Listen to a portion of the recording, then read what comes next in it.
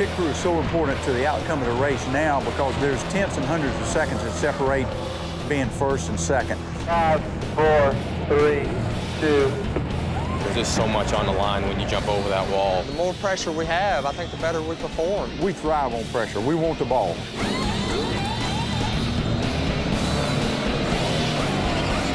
Danger, you accept that when you put the fire suit on. Just part of the job.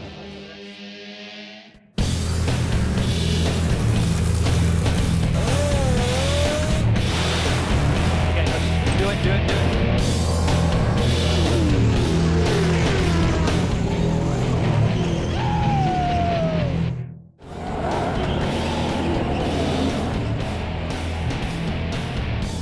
This is NASCAR, the biggest motorsports racing series in North America, with average team operating budgets of $15 million per season, with over $4 million on the line at every race, with more viewers in North America than any other professional sport on television, and merchandising numbers to match. Everything about NASCAR is big, including the pressure. Each year, 43 teams will battle over 10 months and 36 races to win the prestigious Nextel Cup, the highest award in all of NASCAR. Nobody knows the pressure better than driver Kyle Busch. Today, at the Michigan 500, 21 races into the current season, he sits in 5th place. Now, every point, every pit stop, every checkered flag counts. This is big money, high stakes motorsports racing. And every member of this 22-man pit crew has been hired to do a job, to win races. Each one knows that the championship is now within reach, and the pressure is on.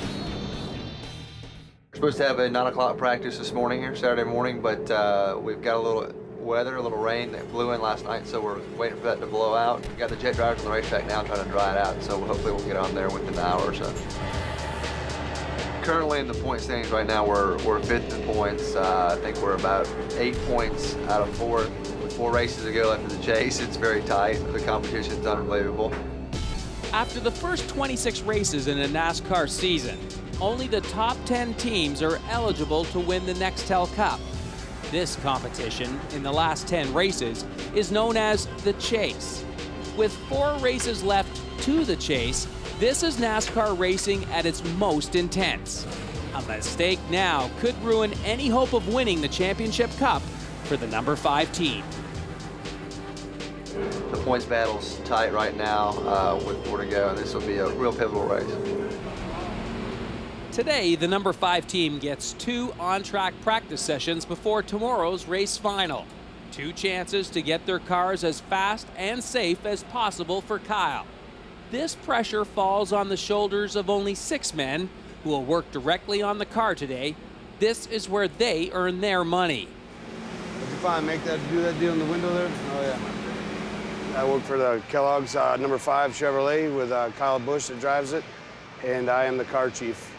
I work underneath Alan Gustafson, crew chief, and he tells me what he wants to happen to the race car, and I make sure it happens with the other 5, 6 guys that work with me.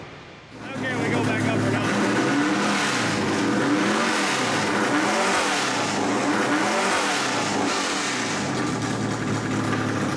Rev it a couple more times, idiot. Clean it out.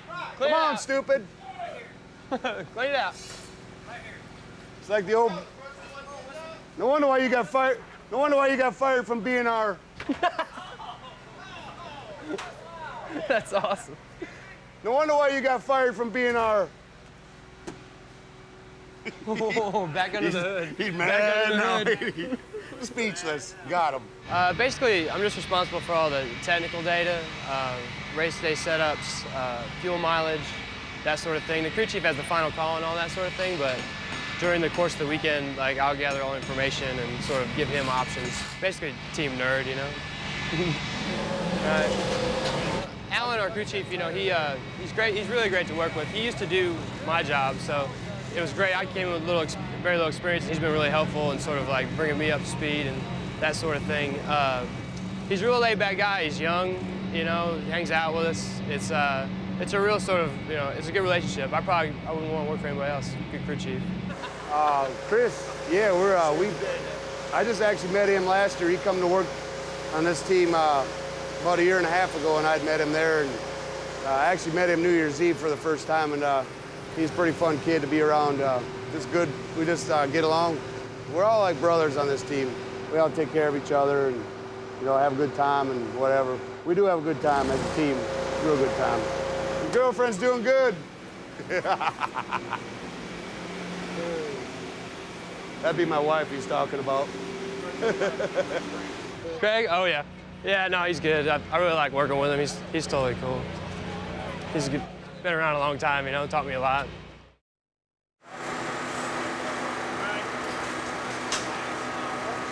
Well, yeah, we're parked next to the AAA car, Ford Fusion and Mark Martin. You know, good competitors, good guys. Michigan's extra tight, so you bump jack handles and knock people over and stuff. It's pretty classic, so it brings out the camaraderie. The 5 car is in 5th and we're in 6th place. And it's, as you can see behind me here, the garage area is very tight. The garage opening is not that big.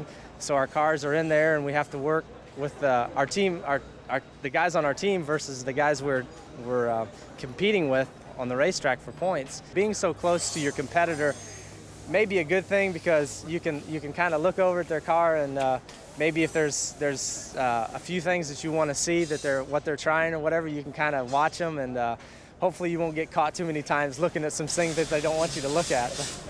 It's definitely a NASCAR-initiated situation. Like, they want it like that, and they want us to sort of self-police each other. So we're definitely looking under each other's hoods and watching people pull springs, and you do a certain extent to kind of cover some of that up, but sometimes you'll walk around with stuff that's not representative at all because of it. You know, you kind of lead somebody down the primrose path a little bit, but, you know, there's a whole another avenue, but yeah, it's definitely on purpose, and it definitely works, you know, like, it gives us ideas. Even if you're wrong, it'll get you thinking about something else and lead you in a new direction. So it's a pretty big contrast to other series that I've worked in where everything's secret and tents and covers and all that. NASCAR takes away all that. We're there to do a job, and we're competitive as well as the 5 car is very competitive. And we just have to do what we can do to get our jobs done. And our number one priority is trying to get our car faster than the 5 car. I think we got to swap rears, dude. Go back to race practice springs. I gave him the list, he okayed it, so. Well, this is yeah, ask him about it. So I wouldn't flip it around just yet. Well, I'll just put him in on the ground anyway. Oh, you will? All right. Yeah. Well, that's the... During qualifying yesterday, the number 5 was consistently handling too tight, which makes it difficult to corner. A serious problem on a big oval track like Michigan. Priority number 1 today is to deal with the car's handling setup before moving through the team's regular performance checklist. Yeah, he asked us to do a spring change, and you know, here we wait for practice to start. And the longer we sit here, the longer those crew chiefs sit in the trailer. They change their mind every minute, and it's like, put this in, take that out, put this in, take that out. So it's better we get going. Paint pen marks on it, where it went before. Yeah, I'll get it. Yeah. While the rain delay has given the mechanics more time to work on the car, they won't know if they've solved their suspension problem until they get their car onto the track. The longer the delay while the track dries out, the shorter their test sessions will be today. Tension builds in the number 5 garage as the hope for solving the car's handling problems fades.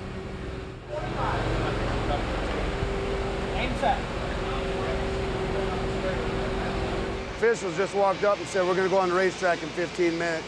So we're going to get ready here, get the driver all in the car, and go practice, see what happens. Kyle's a good kid. He's probably one of the best wheelmen in the garage area for his age, especially. He's going to have a long, long career ahead of him. The faster, the better. You know, he just wants to win races, and Kyle's real good. He complements our work very well. You know, he makes us look good when he's out there running up front. So we're friends away from the racetrack as much as we are at the racetrack. He has us over for pool parties and stuff like that, and so we're pretty tight. When we practice yesterday, we got a read on our car. read on the balance, what we're going to struggle with. We were tight yesterday. So the car didn't want to turn the corner. So yesterday afternoon and last night, we came up with, 5 or 6 configurations. And we're going to try these different suspension components, different aerodynamic components to try to make our car handle better, get a little more speed out of it. In practice today, the goal will be for us to get the car comfortable as we can for Kyle. He's got to be comfortable to go 500 miles to keep that car up front. In Michigan, it's kind of unique. It's hard to see the racetrack. It's a 2-mile racetrack. So what I'll do is I'll go on top of the suites on the infield side of the racetrack. And in that way you can see the majority of the racetrack from there and get a good perspective on how your car looks, how it looks like it's handling. Kyle will give us the feedback. I can compare what he's saying to what the other cars look like or the fast cars. So it's nice to go up there just to kind of get a look and see visually where you're lacking for speed or where you're good for speed or how you stack up to your competition. Typically, each NASCAR practice session is 1 hour long, separated by a couple of hours to allow for wrenching before the next practice session begins.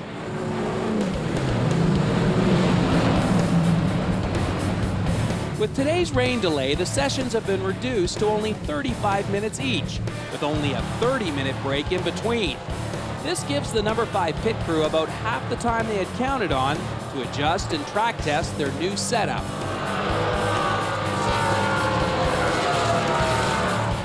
We'll go out, make the first run.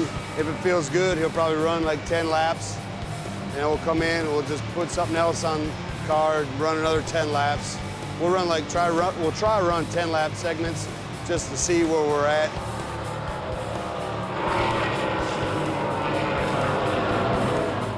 We'll just, like I say, we'll throw a bunch of stuff at it. Shocks and springs and sway bars. Just, like I say, go back and try to get it as comfortable as we can for them. The environment, hot, sweaty, greasy, dusty, it's a little bit of everything. It's sort of nothing but distractions, so you do what you can to focus and just try to, get it done, but it's definitely a unique working environment. I mean, you definitely can get run over, that's for sure. Big cars coming down to the garage, you just gotta keep your head up, and so it's part of the fun, in my opinion.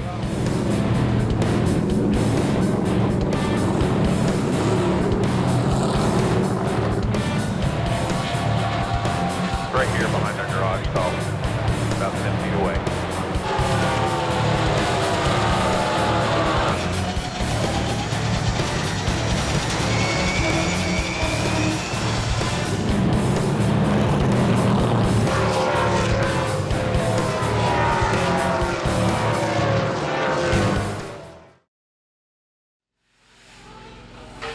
With the weather delay, there was very limited time between the two practices, probably 30 minutes. So usually we'll have 45 to an hour or a little more time till we can make the adjustments in time to make out in time to start the next practice. And we were a little bit late getting out there, about 5 minutes or so because of the short time period between the practices. And our practices were shortened a little bit there too. I don't know exactly how much time we lost, but due to weather.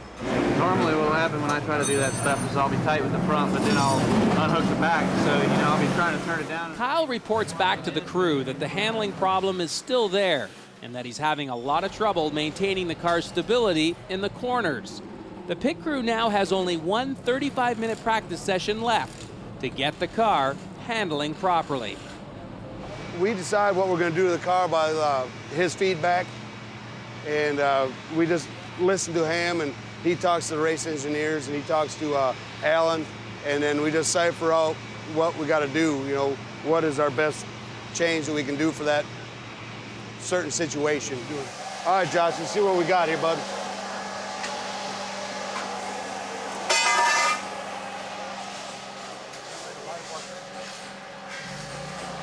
$49.7. All right, Piz, do what you got to do.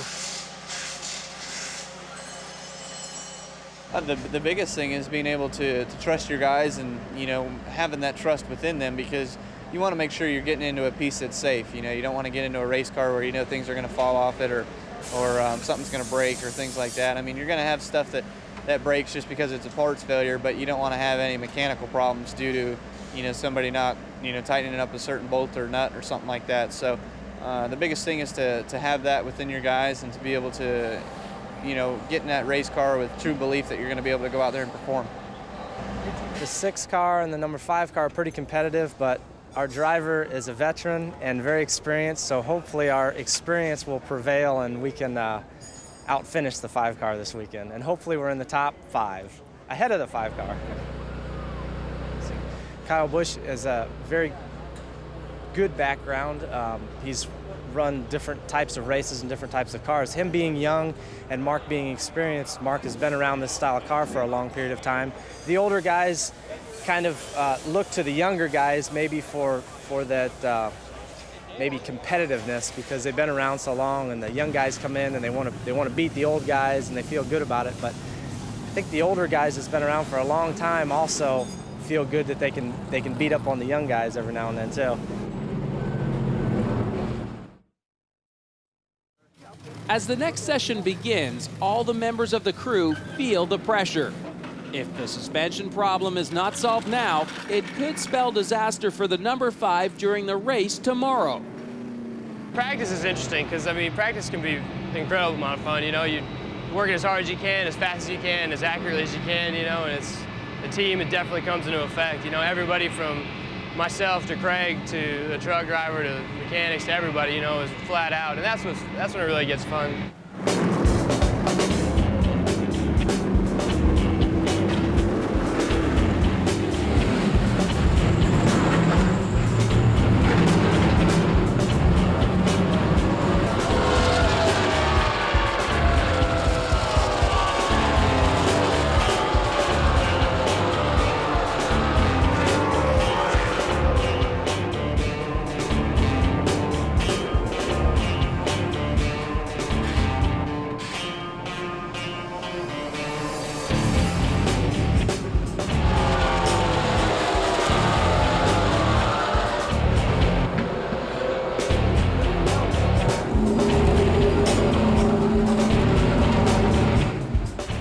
Second time we came in, we did we went back on some rear spring stuff, went back on part of the shock, and did another step on bite, and it worked again, so not too bad. That was probably our least representative of what we felt it was going to be like. The track was still drying, and that kind of thing, so.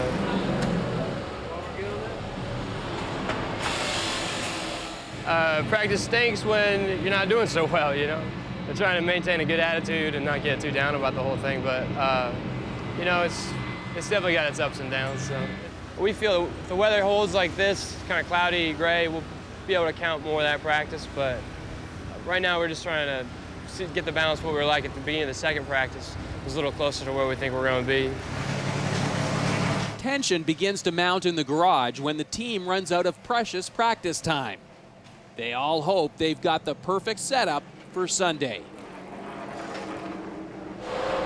This afternoon practice was a little inconsistent for us, fighting tight, and a little bit of loose stuff, and we tried a bunch of stuff. We had like 8 different things to do. We probably did 15. All in all, we had a list that we kind of went down, and we got most of it done, and it went pretty well. Started the second practice. Made some adjustments to kind of help the same thing. We worked a lot more on the suspension geometry of the front end. We worked a little bit on the rear end suspension geometry, and we were pretty decent there for that run. And we made a few small fine-tuning adjustments and went and tried that. And at the end, we tried to make a couple big adjustments and didn't get back out in time to practice. So the 18 spun out all 4, I believe, and shortened the practice a little bit.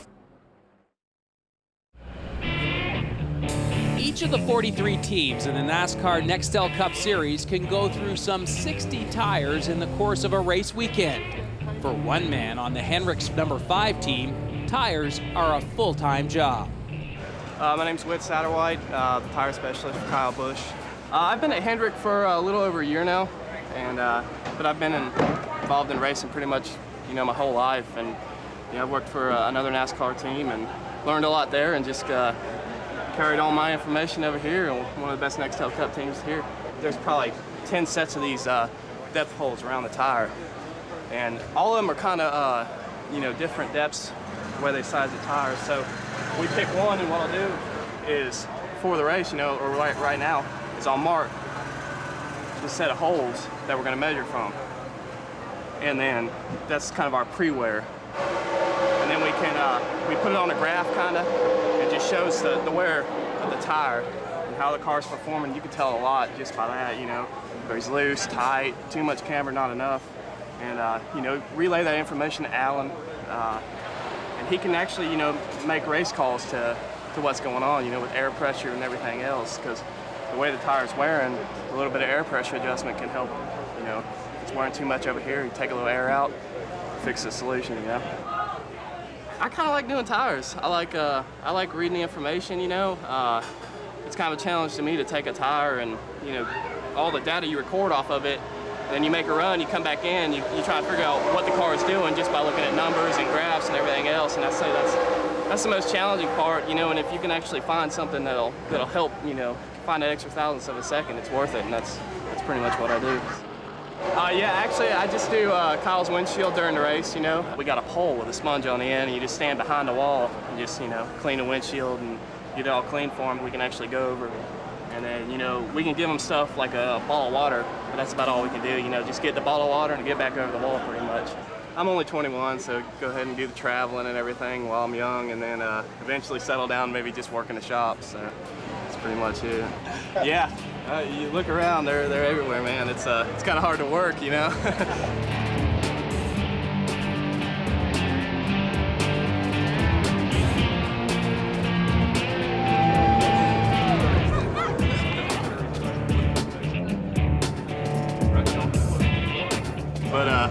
But you know, you get a tolerance for it, and you just got to focus and get your work done. But yeah, it's tempting to just, you know, sit here and look around. I could do it all day, you know.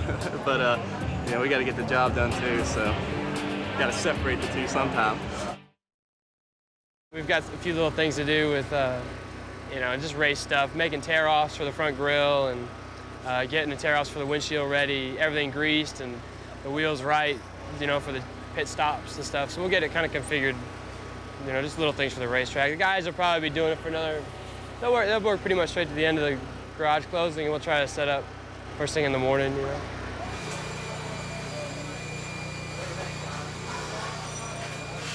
Welcome to Jiffy Lube. NASCAR style. Right now they're basically just going over a pre-race checklist. They're going to check all the components. They'll check out all the suspension components. They'll make sure all the nuts and bolts are tight. So they'll torque everything. They'll go through the engine. They'll do some routine maintenance. We're fixing a few little things on the body where we had to fender rubs, tire rubs that we had to beat up and massage on. So that's just a pre-race right now. We're making a few race adjustments, and the mechanics are just getting the thing ready to go. I feel like 70% of our problems, we've accomplished 70% of what we need to do. So between now and the end of the race, we got to get that other 30. So that's not too bad.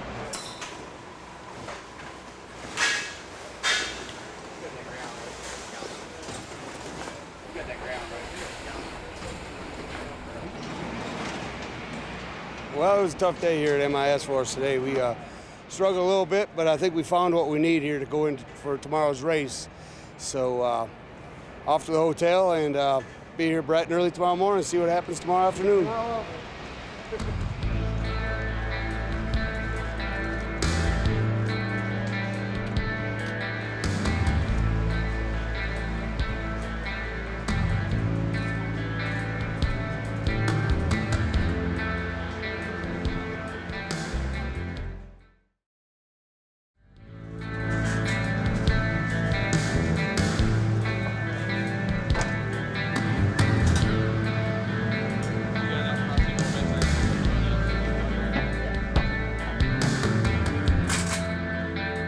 On this weekend in Michigan, more than 100,000 loyal fans will attend the race.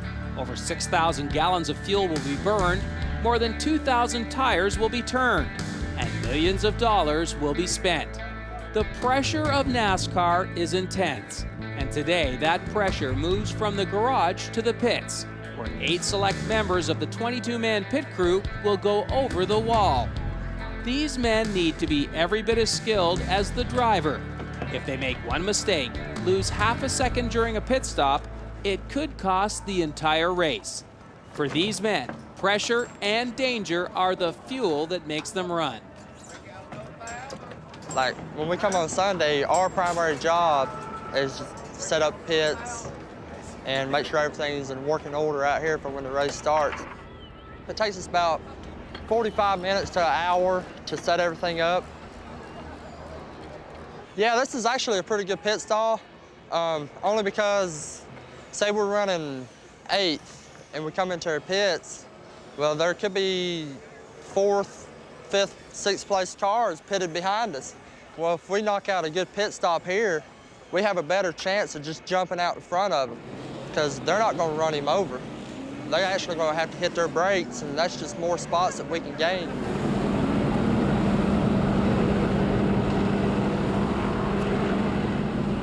This gentleman down here below us, his name's Mark Maulding. Coach, say hey. We like to say if something goes wrong, it's his fault, not ours. Thanks, man. Oh, Appreciate it. Yeah. See you, buddy. Thank you. My name's Mark Maulding. I'm the pit crew coach for Hendrick Motorsports, Kellogg's 5, and the GMAC 25. He really emphasizes working out for pit stops. We'll work out 4 times a week. We'll practice pit stops 2 or 3 times a week. And really at this level, you have the ability to do what you need to do over the wall. I would say that you don't really need to be an athlete to do this job that we do, but you definitely have to have your hand-eye coordination. You have to handle a lot of pressure, and you have to be able to do your particular job. You need to train for it. You can't just, not anybody can do it. I feel that the pit crew is so important to the outcome of the race now because the cars are so close. There's tenths and hundreds of seconds that separate being first and second. If we can gain some spots on pit road with good pit stops, get the car in and gain a position or 2, and the car can hold it, then we've done our job. 5, 4, 3, 2.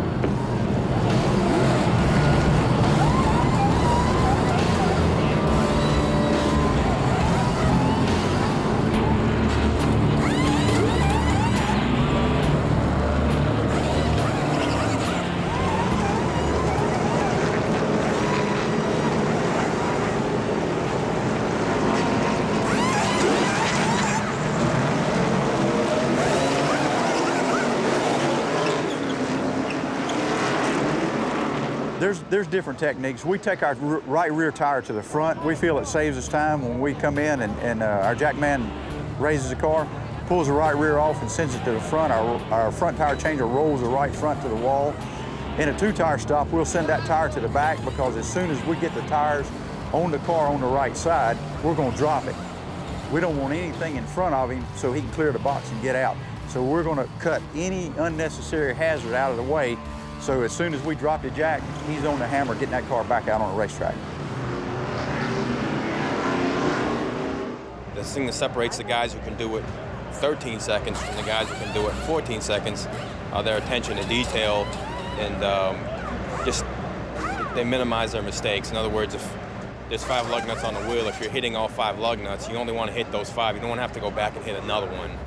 4-tire stops, we like to have things done in 12 and a half, 13 seconds, and I choreograph all of our moves, give parameters of times that they should be doing this in. Some of us at this level break down everything, even the amount of steps we take, exactly how we hold the gun at a certain point. You know, like when I hit my 5 lug nuts, I'm hitting the same one the first time every time because I know it's the shortest distance. By the time I get to the 5th one, I put my gun in my hand, so I want it to be the shortest distance from exchanging it to the hand to pulling the tire and rolling.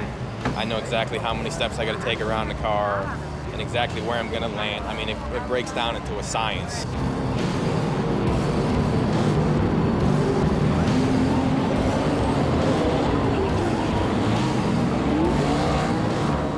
You know, I got experience over the wall that I can lend to the guys that I work with now, but it's gotten so important, again, and I think it's money driven. I think the sponsors expect so much from us as a race team that any part of what we do is under the microscope all the time. And if the pit crew hurts a car, then we're going to have different pit crew people. If the shocks are not performing the way they should be on the car, then there's going to be a different shock man. If the driver can't get it done with all the stuff, then there's going to be a different driver. A crew chief, same way. But I do think it's money driven. You know, they're paying so much money that they expect us to perform so well. Everything's under so much scrutiny. That's the pressure we feel. You definitely got to learn how to handle pressure because there's so much on the line when you jump over that wall between letting your teammates down, letting the driver down, the sponsors. If you come in first with 20 laps to go, anything other than going out first, you're letting the team down if you make a mistake. 5, 4, 3, 2.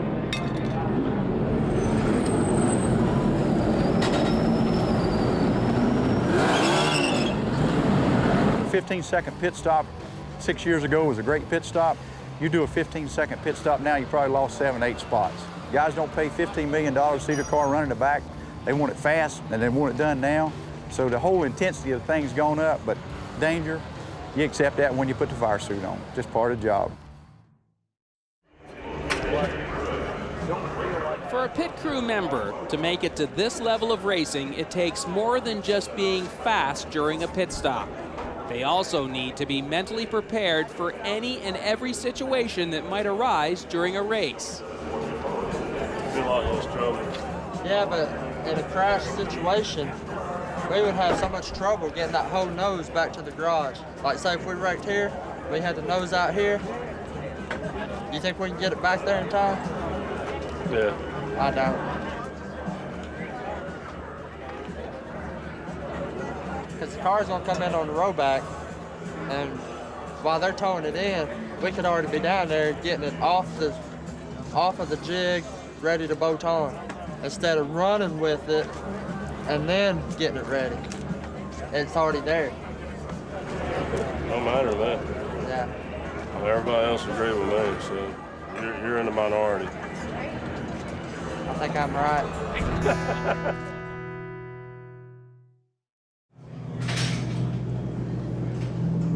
After all of the work the number 5 pit crew have been through this weekend, they have one last test before the race. A grueling tech inspection must be passed by every team before their cars are allowed on the track. NASCAR has some strict regulations for the cars in their series. There are 2 inspection areas that everyone must go through. In the first garage, officials examine every detail of the car, from its engine to its weight. The goal here is to keep all the cars equal. No one gets an advantage. 10:45 Sunday morning here at MIS. We got Delphi Chevrolet here in tech line here to go through for final inspection before the start of the race here this afternoon. So we will see what happens here in tech line. Hopefully everything goes good and line them up out there on the racetrack and get ready for the race. Oh, they check our weights, check the heights, check templates, stuff like that. So just make sure everybody's on an even same page so there's no advantages anywhere. Best case scenario is you make it through for one time. Worst case is you got to go around, do it again, get at the end of the line. Feeling real good about today. I think we'll be fine today. We had ended up pretty good yesterday, so we'll see what happens.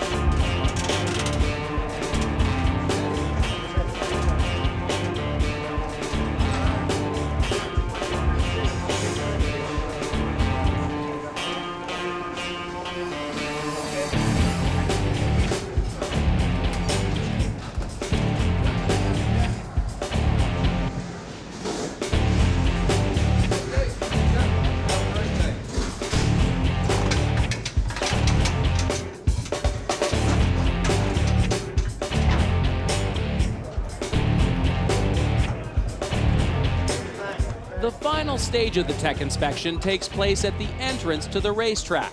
Here, officials make sure that the car's chassis meets the rulebook standards.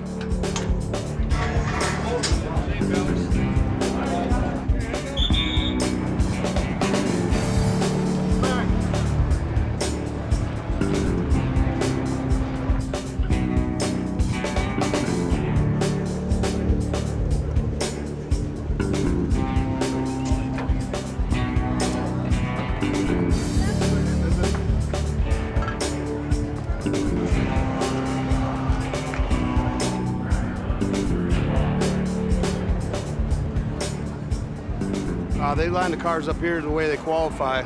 That's what they do every week. So they line up here, and then about an hour before the race, everybody comes out here for driver introductions, and we go from here. Yeah, this is the starting position here, and then they'll file off here as the race starts. When they take them off with the pace car, they'll all just follow each other out there and get lined up out on the racetrack. Made it through tech first time by, which is always good. So we're here we are here, put it on the line here, get ready for the race to start, and time to go get something to eat and all that good stuff like that, and rest a little bit and get ready. We got we have some chicken quesadillas, beef tacos, and some do a Mexican style this afternoon, you know, for these guys. Not too spicy, you know. Don't want to rile them up on pit road, you know. Just enough to where they get the full flavor, full effect, you know. I gotta eat it too, so I gotta be a little careful. I think we had like 9 pounds of chicken. Diced it up, it works out pretty good, you know. We eat better on the road than we do at home. That's true. It's very true. That's true. I think I eat more takeout when I'm at home. Oh yeah, gotta do something to kill time here. Getting ready, waiting for the race. Little guacamole, huh? Smoke stand, chef extraordinaire, car chief.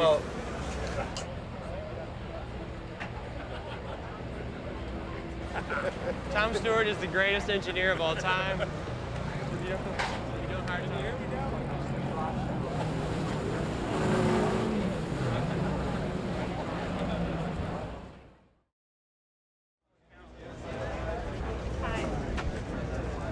Good luck. This is for somebody who has you as number one. Our driver, Mark Martin, which is driving for Roush Racing in a Ford Fusion, has a lot of good experience at this racetrack. He's run well, and usually we run right on the bottom on the white line. So hopefully our experience, we can outrun the 5 car, and Kyle Busch, maybe we can count on not so bad luck, but maybe good luck for us and not so good luck for them, and we'll finish ahead of them. This stage right now is in between relaxing and putting your game face on and trying to get serious about the race and focusing on, for me, it's pit stops and what kind of adjustments we're going to make on the race car during the race, and hopefully everything will go well for us. With only a short time left to the race, drivers and their pit crews move towards the starting grid. For the number 5 team, who are having their best season ever, this round is crucial because only the top 10 drivers make it to the championship. It's called the chase, but with competitors hot on their heels and only 4 races left to the chase, they can't afford to make any mistakes. I think this race is real important for us because it's a new territory for us. We haven't been 5th in the points this close to the end of the season ever. In fact, we haven't been in the top 10 until this year, and I think it's due to the pit crew. I think it's due to the team. I think it's due to the driver. Frosted Flakes. Wait, I don't like them. I like Frosted Flakes. Ken? I like them all. I'm more of a Cocoa Puff. Ken? Well, now you hurt his feelings, Sheldon. Now he's going to be real mad. I'm just going to have to win the race for myself. Kyle's got a phenomenal amount of talent. He's maturing so much as a driver. It's unbelievable from last year to this year how much he has matured and what he's doing. I think if we keep our head in the game and he keeps his head in the game, he'll be a Nextel Cup champion real soon, and probably will be for a long time.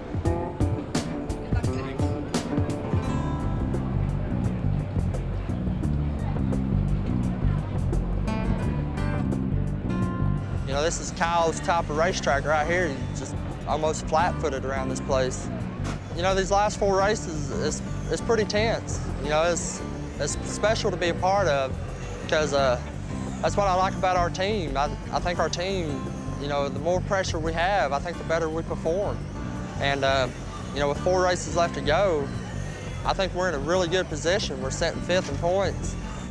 Mark Martin is a very competitive driver. I've worked with him for 7 years at Roush Racing, 5 in the Nextel Cup Series, and he's probably one of the guys that's been around the longest, so hopefully our experience will prevail and we can out-finish the 5 car this weekend.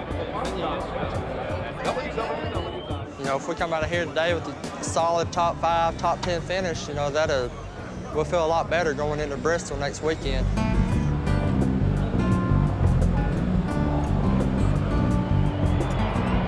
Good afternoon, race fans, and welcome to Michigan International Speedway.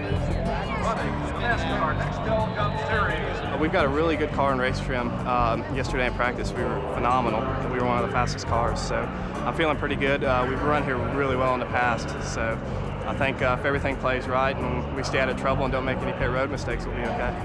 I feel pretty good about this weekend. We've put a lot of work into it.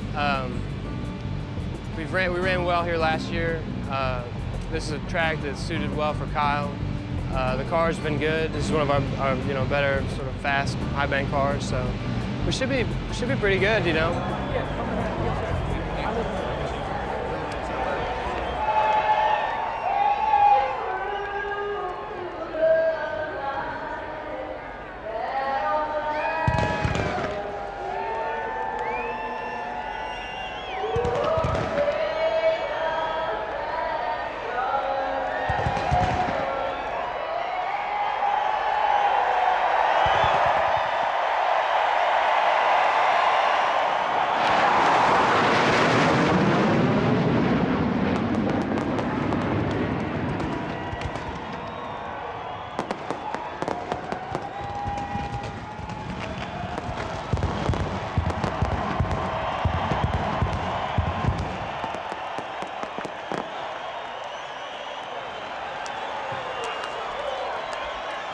Just here on Sunday, ready to go. All the work's out of the way. All the preparation's done, so time to race, time to get after it.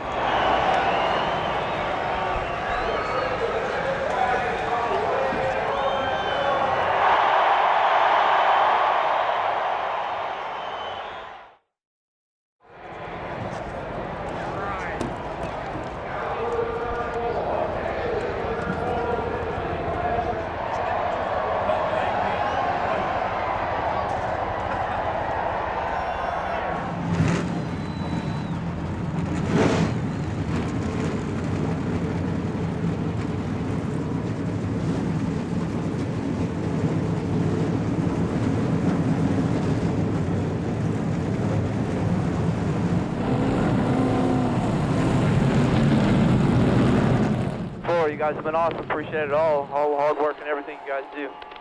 Last week was that was some proof of that. You know, we're not here to go down easy. We're gonna fight. Let's have some fun today. Let's go get the charm.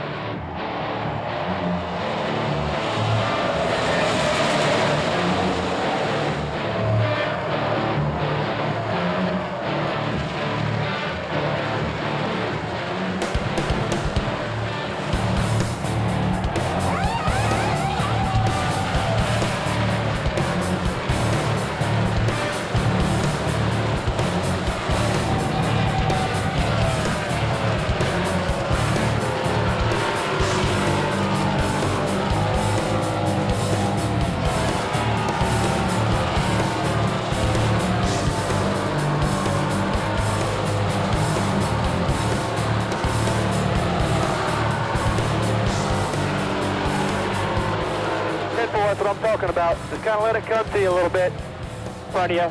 Go high. Go. Hurry, hurry, hurry, hurry, hurry, hurry. All right, good. Caution's out. Fixed up in here. 4 tires of gas. 4 fuel.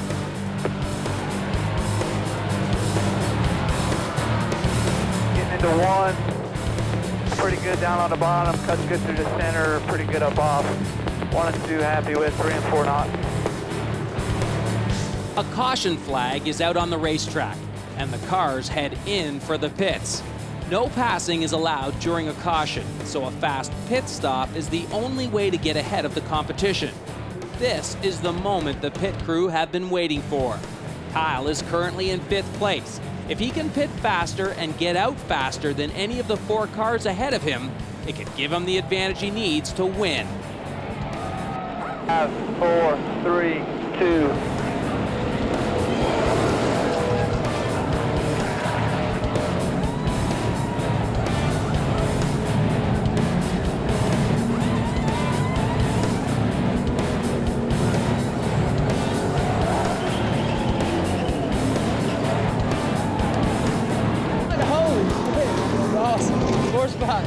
That's ready to get started. With an incredibly fast pit stop, Kyle has gained 4 spots and exits the pits in first place.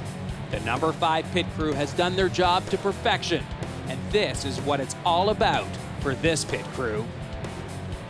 Best case scenario, we could go out and win this race and move up a spot or 2 in the points. Go, a 3rd or 4th or 2nd maybe. Worst case, we'd probably fall back to 10th or something like that if we fell out real early in the race. 32 laps into this 200-lap race, the entire Hendricks team is running like a well-oiled machine as Kyle Busch moves the number 5 into first place. However, in just 7 short laps, this team will be put to the ultimate test. Oh boy, how bad you get it? Straight to the end of the garage. Come here, how bad did you get it? You hear it? The right front went down and it smacked the fence. That's not the point. You have to tell me how bad you got it. You got to come here. We got to look at it. That tire off. Look at the brake line. Look at all the suspension. Upper control arm. Lower control arm where the spring is. If that lower control arm is bent at all. Do we have a camera gauge out here? Take a rise, Alan. During the race, the garage is empty. It's pretty amazing, if something bad happens, watching the crews just run back to the garage. 9 minus 516. Rough lower, standard lower. It's pretty amazing watching the work that goes on in the garage. Everybody knows what their job is. There's some teams out here, if they hit the wall, they're done, they're going home. Need that welder, get that welder out here, crash pad, all that running. Somebody's on pit road in that right front fender piece cap. I got it. The car's right front tire blew on lap 39. Kyle hit the wall hard. The right front suspension was torn away. Lower and upper control arms, spindle, brake lines, the works, all of it has to be replaced. It is vital that the number 5 pit crew get the car up and running. To finish the race is critical since points are given just for crossing the finish line. If they don't get the car back on track, all hope for making the top 10 for the chase could be lost.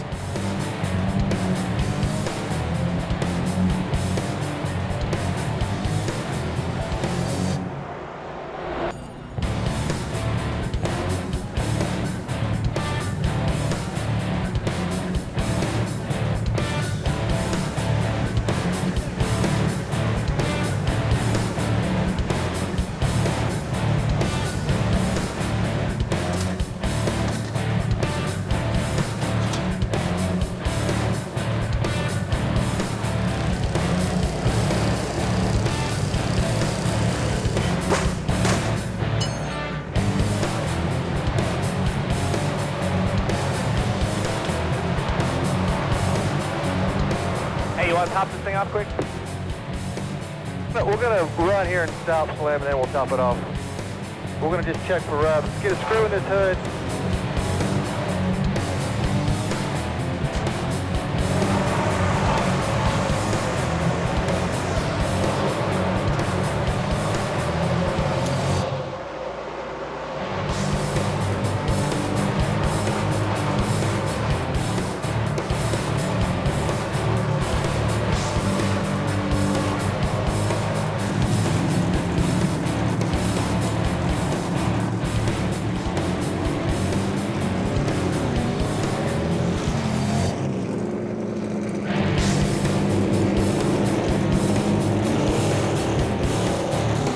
The people we hire are veterans.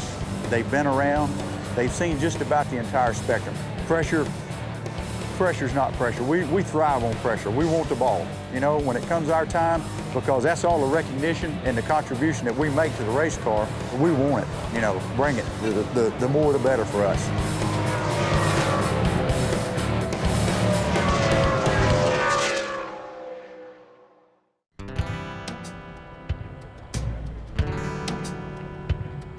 After the good day we had at Michigan, we climbed up to 4th in the points, and that's great for us. It's awesome.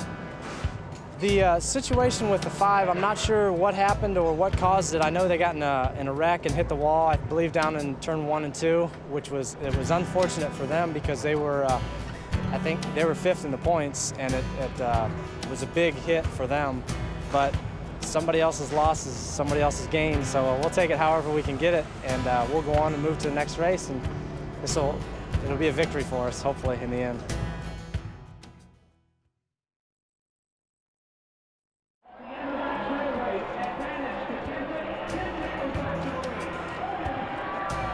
Although the number 5 team dropped from 5th to 7th in the points after the Michigan 500, the pit crew's incredible feat, enabling the car to finish the race, has kept them in the running for the Cup. This is not a day for celebration, but all hope is not lost either. There are still 3 races left to the chase. Terrible. Everybody is madder than heck, but you know, that's sometimes you win, sometimes you lose, and it's the way it is in this sport.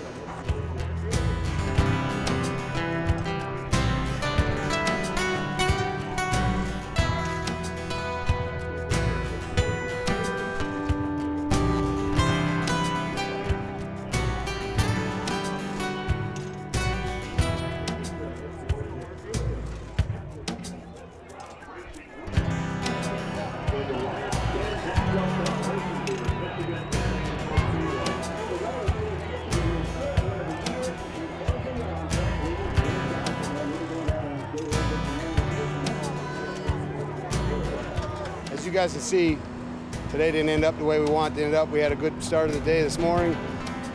Hit the wall about 40 laps into the race, tore the right front suspension off it, lower control arm, upper control arm, spindle, brakes, brake lines, bent the rear end housing. Had to replace all that stuff, lost a whole bunch of laps doing it. So obviously this is your worst case scenario at the end of the day right here.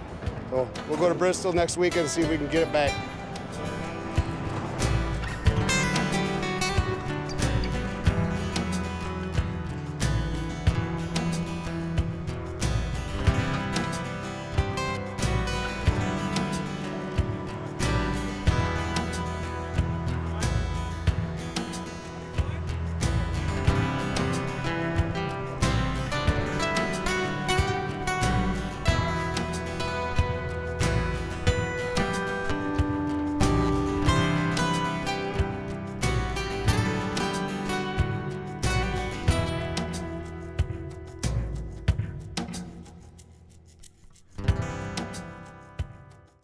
Today's our day.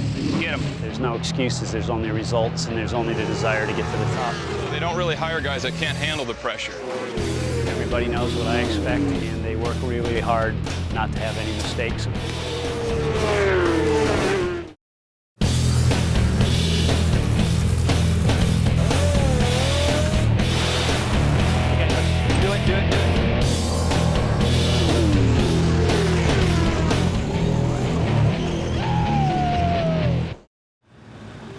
The American Motorcycle Association sanctions the biggest motorcycle road racing series in North America, and the premier division of this nationally televised series is known as the Superbike class.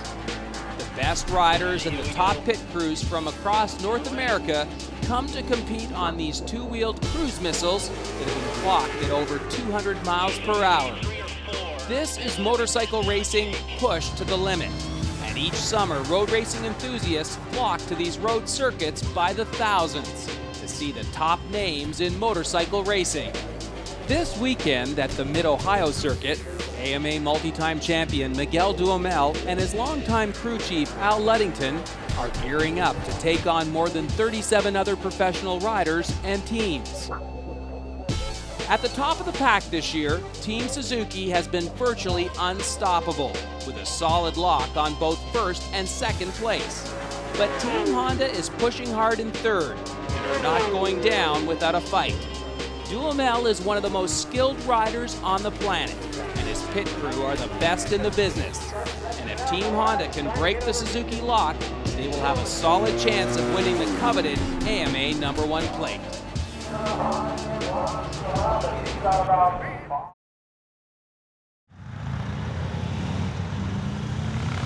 We're here at Mid-Ohio. It's the first weekend in August. Good time to be in Ohio, nice and hot. We're 7 rounds left in a 19-round series, so we're about 2/3 of the way through the season. Bike's been getting better all the time, and we're hoping to post a win, and we want to start with it here this weekend. Although an AMA pit crew can have up to 10 members, the 3 key positions are crew chief, chassis technician, and engine technician. The crew chief is responsible for the big picture and dictates not only all work to be done on the motorcycle, but also calls the shots during a race. All major engine modifications are done to the motorcycle before it arrives at the track, but both the chassis technician and the engine technicians are always trackside during a race weekend, ready to make adjustments and ready for any emergency situation. These bikes are the leading edge of the wedge, state-of-the-art 2-wheel technology pushed to the max, and only the best technicians can make them fly. I've got a real solid crew right now. I've got a lot of depth to my crew. My engine builder, Dave Pressler, came from a 2-stroke background and switched over to 4 strokes when we brought him over. He is he's dedicated to his engines, to say the least. If anybody's going to have an ulcer over engine performance, it's Dave. I've got 2 chassis guys. I've got Bryce Eichelberger, who comes from a hot rod and fabrication background. That guy can make anything out of nothing, which comes in real handy when you're out on the road and you've got to start fixing things and whatnot. He works hand in hand with Chris Vandervoort, who's been working on chassis for about 5 years now. They work real tight together, and Miguel and myself are very pleased with their performance. On a race weekend, the chassis technician is the key man in the pits. When a tire needs to be changed fast, he's the man for the job. Look past the engine and you'll discover that no one knows the Superbike as well from the ground up as the chassis technician. This is the Honda CBR 1000RR. It's Honda's most current, latest, and greatest leader bike. We took a stock bike in '06, strip it down, and start building from there up to make a Superbike to compete in the series. It's 1,000 cc. It generates about 180 horsepower. It's different tracks we go to require different horsepower needs and wants and whatnot. It'll stop on a dime. The brakes are phenomenal on it. We run a 320 rotor with Nissan systems. We use all stainless Kevlar lines with CRG levers. And this baby will stop pretty quick. It does about, I think we've been clocked in the 200 range, 186 at Daytona on the straightaway, so she's pretty fast.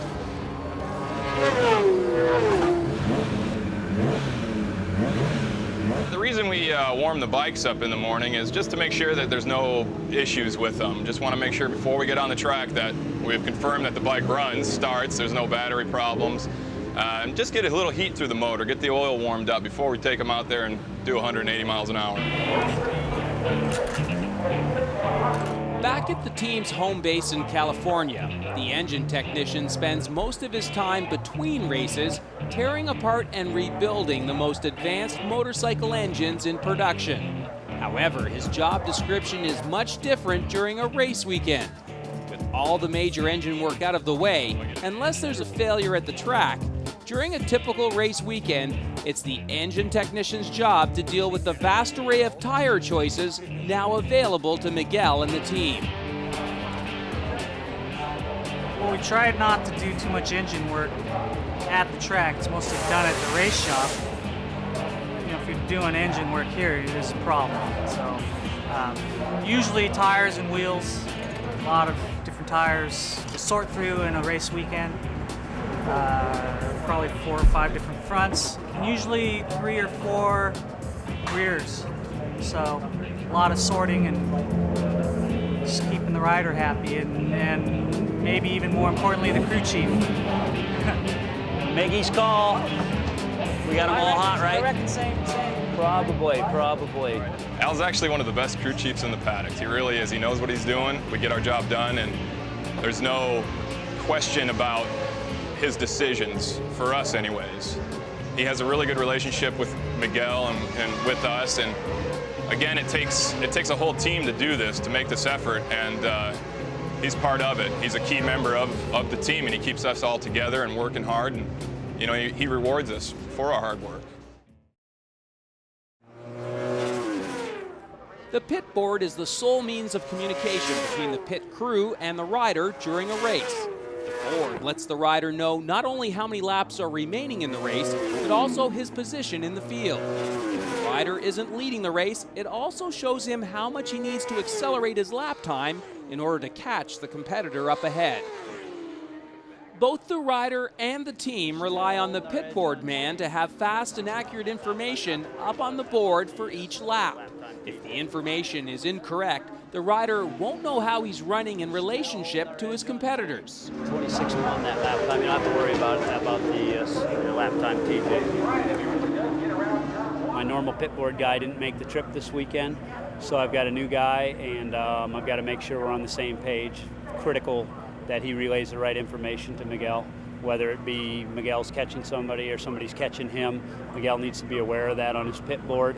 So I'll spend a little time going over the policies and procedures in that area that I like to see. And other than that, we're just working on the butterflies and waiting. Well, basically being new to the pit board side of things for the race, what we're going to look for is this. On the opening laps, first 2 or 3 laps, so the guys sort them out. Just going to see his position, his split, and his lap time. So we won't have any lap times to work off for the first 2 laps till they get settled in. Okay.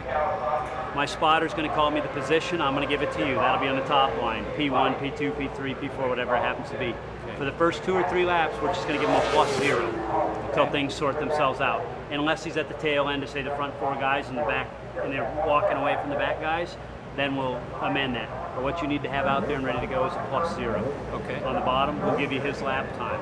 Okay. It's very redundant, so if you can't get it up, it's not a big deal. He has a lap timer on his motorcycle, but in case we get any kind of problem with the beacon, the timer, the lap timer on the bike, we want to have a backup on the board. Okay. And after the race, be prepared. He'll tell you, oh, you had a 26.6 one lap, it was a 26.5. He'll straighten you right out on there. When we get down towards the end of the race, I'm going to tell you it's L10. You're going to take his lap time off, and you're going to put L10 on the bottom line. From then on in, every lap after that will be L9, L8, L7, L6, so on to the end of the race. Okay. That way, if he's in a position to bust a move, or he wants to bust a move, or he's fending somebody off, he'll know exactly where. The reason we don't do it anywhere before that, he'll see the crossed flags at 13. He'll know he's halfway through the race. He'll be looking for that L10 board.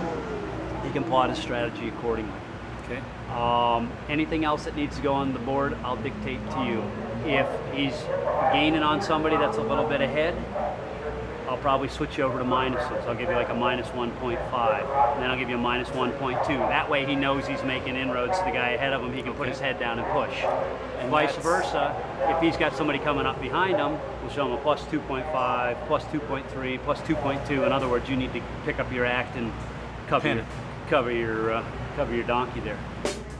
We're going to take these bikes down to the pit wall and set them up down there because qualifying is going to start in an hour. So we want to get them set up and warm them up again and get the tires pressure set and just basically get them ready to go out on the racetrack. It's almost time for us to get it done. After an early morning of preparation, anticipation builds. It's time for the Honda team to move from the garage to the track and set up for today's qualifying session.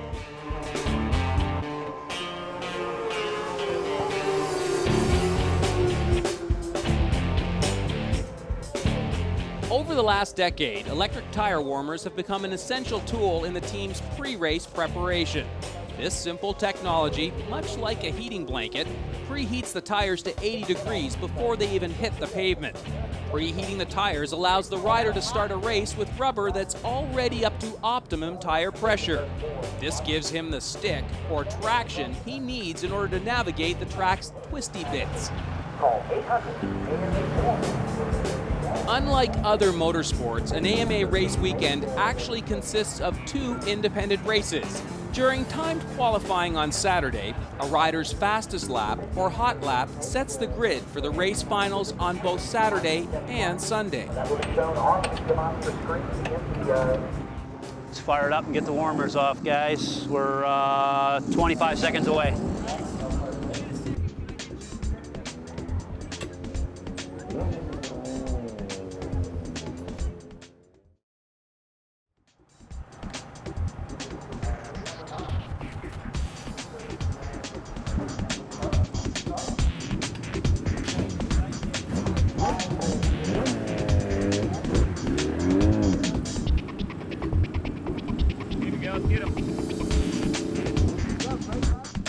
Qualifying's a real exciting time for the crew because obviously you want the best qualifying position as possible, and usually it runs down to the last minute, especially with Miguel. He's extraordinary at throwing down a lap time the last second so that nobody can better it. Obviously you want to post your best time as late as possible because you don't want somebody going, ooh, boy, that's a good time. I need to go out there and beat that. You want them to go, oh, darn, I can't go out there and beat that time. I'm screwed. I just lost the position.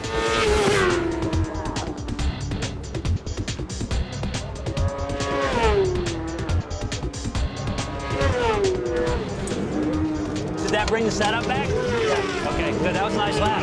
After only a few laps, Miguel comes in for a pit stop. He's happy with the tire choice, but wants to try the same rear tire on a slightly smaller rim. See if it improves his corner transitions. I really enjoy qualifying a lot. It's a high stress, really. It's just a really fun time of the day for me. It's it's a chance for us to shine as well as Miguel. 6-0, same tire, John. Ready to go. I don't think it matters.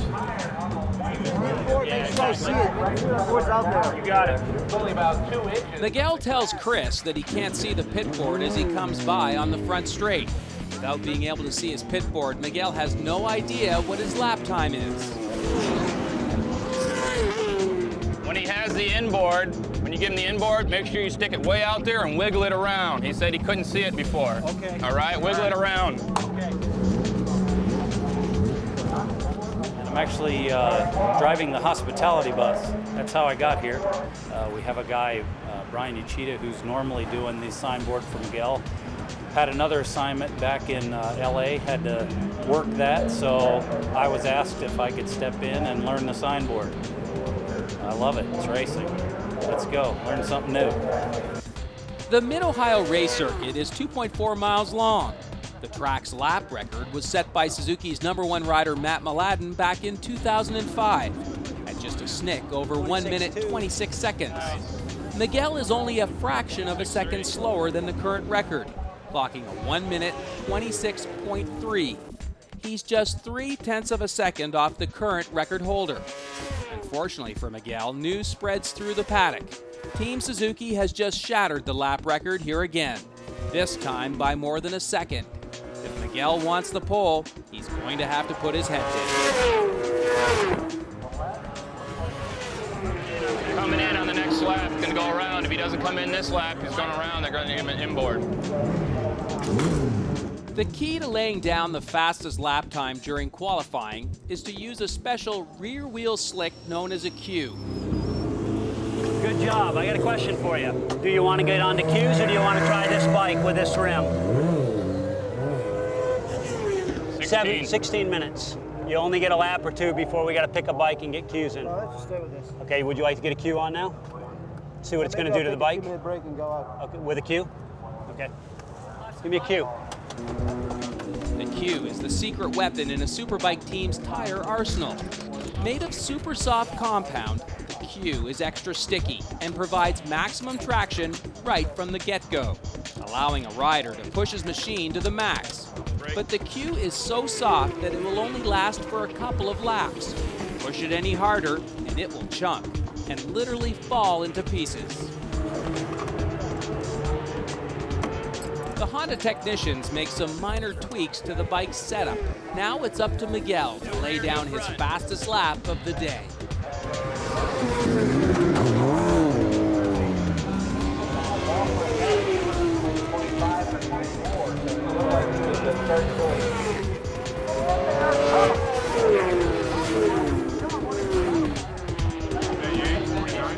Looks like we'll stay P4. It's where we wanted to be. Front row. Nobody's going to knock us down. Front row is good. Yeah. Looks like P4. At the end of the session, Miguel has qualified 4th overall, which puts him on the front row of the starting line for both Superbike finals this weekend. Not bad, but Team Honda is going to have to step it up a notch if they want to derail the Suzuki effort. I saw the time and I figured there's no time to come in. Yeah. And if the bike went wheelie so much, I'd probably lose 3/10 just there because I'm like, if I could just, go through there wide open. You saw the wheelie. Oh, yeah. I'm in between. Do I shut up? I said, I'll just wheelie across as fast as I can. She was a good one. Wheelies suggest a problem with the bike's suspension setup. They can slow a rider's speed as he accelerates out of a corner. Unfortunately for the Honda team, it's too late to make any further changes to the bike setup before the race this afternoon. Miguel now knows he'll be squaring off against Team Suzuki with a handicap. I think we got what we got going into this one, but we got to get rid of some of them wheelies. Which means maybe we can lengthen the wheelbase in the morning.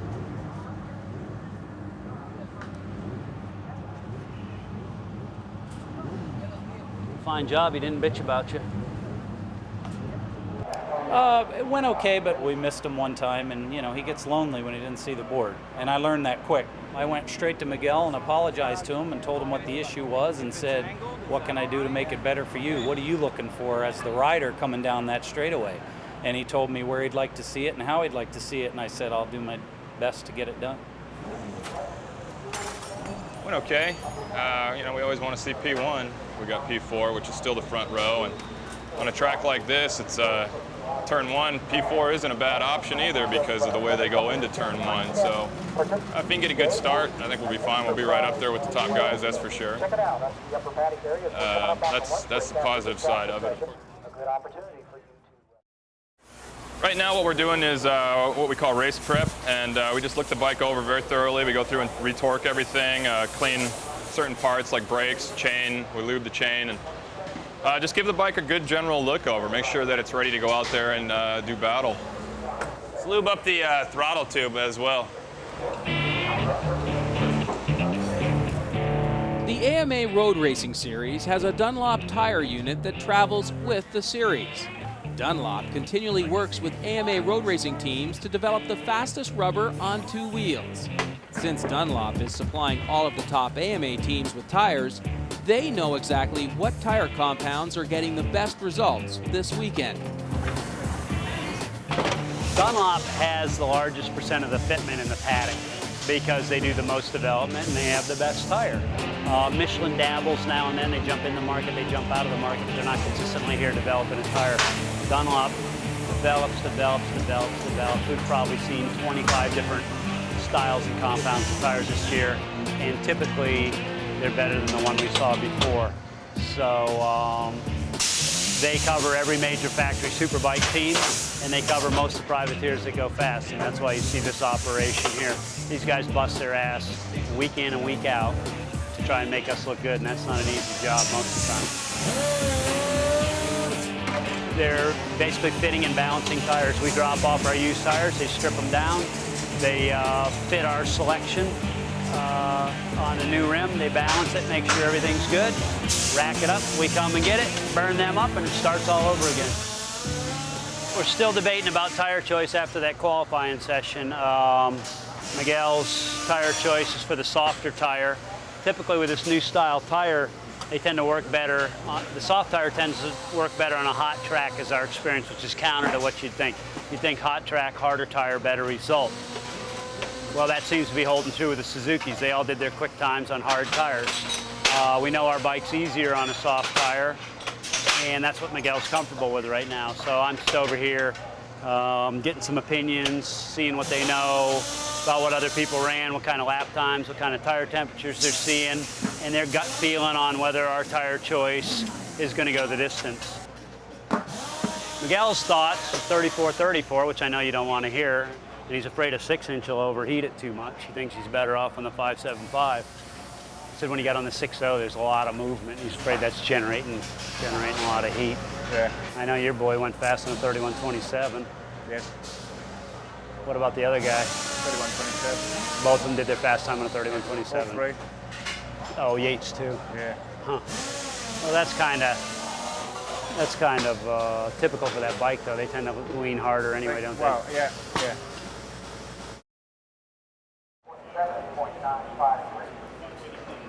An hour before race time, many of the top Superbike teams roll their motorcycles into the paddock. It's a great chance for race fans to see their favorite machines up close and personal. For motorcycle racing fanatics, it's a thrill to get this close to the fastest road racing machines in North America. I don't let anybody touch the motorcycle between now and race time, except for crew members.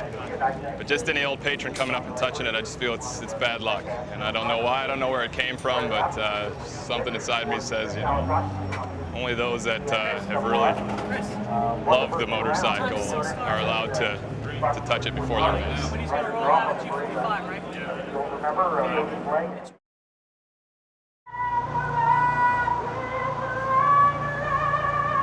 Racing on any given weekend just can encompass the whole human emotional range, from the lowest lows to the highest highs. You know, winning, that's everything right there. If you come close, it just makes you try harder. And everything else, all the paperwork, all the BS back at the shop, in the office, qualifying, everything leads up to this. This is what we're here for. And the beauty of racing is, after the race, there's no excuses. You either get first, you get second, you get third, you get fourth. If you didn't get first, you got to figure out how to get first. There's no if-onlys. The only if-only is, how are you going to get first next time? And that's the beauty of it. There's no excuses, there's only results, and there's only the desire to get to the top. I always get choked up at that one.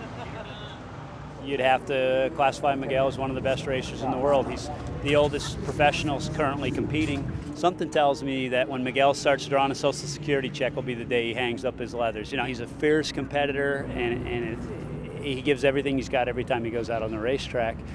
Anybody here that races against him will tell you he's like a dog with a stake, man. He gets his teeth around it. He is not going to let go. He's going to do everything he can to get that stake. Neil Hodgson on the Ducatis behind us. Neil is I believe he's a two-time world champion. I know he's at least won a World Superbike championship, so he's no slouch. We got to keep an eye over our shoulder and keep him back there. Suzuki's had a real good bike the past couple of years. They've had a lock on winning, and we want to break that lock, and Miguel's the guy for the job. Okay, it's simple. You get one of them MD hole shots, hang with the leaders, and zap them at the end.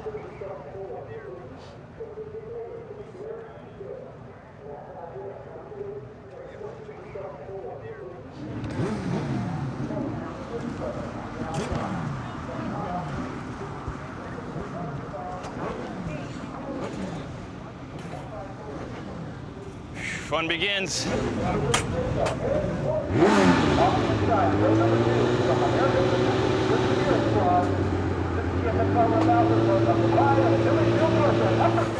This morning when I was talking with Al, and then I talked to Miguel after qualifying, he had said just get that board out there as far as you can. Just get over that wall as far as you can and hang it out there. So when I tried to get up on the wall, the belt buckle was catching and also then scraping, and I thought, well, it's going to be a little easier without a belt.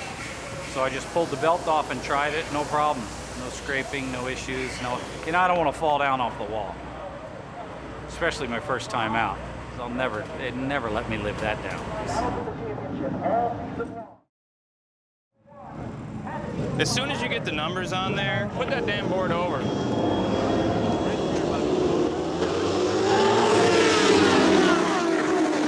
That wasn't the best time to put the board over.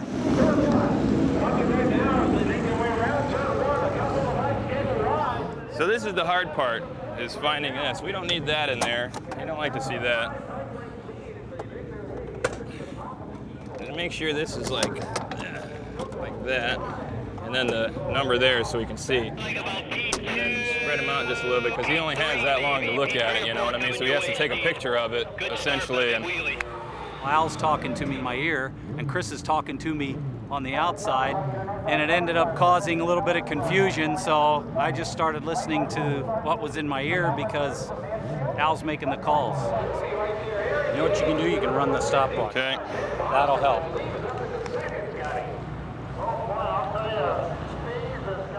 Where are we at? P what? If you don't get a P before they come around, rank that 4 off and just get the board out there. Okay. No Get out P. of the way, If you can't get it, it's better for him to see the board if there's nothing on it than to throw something wrong out there or to not throw it out. Spotter's gonna call it in, right? Fucking Bostrom's holding everybody up. Here he comes, dude. 10-4, P4. Get it out there, get it out there. There you go, good job, good job, good job. Come on, Miguel. All right, you got that ball in the way.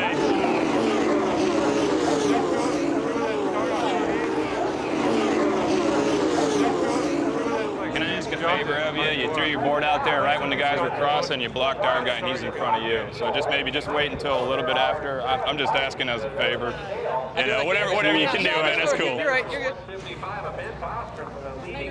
that what you're saying, Phil? Just shaking it. Yeah, all right. You want to come over and work ours? Because you're doing good. Nicely done. Miguel into second, P2.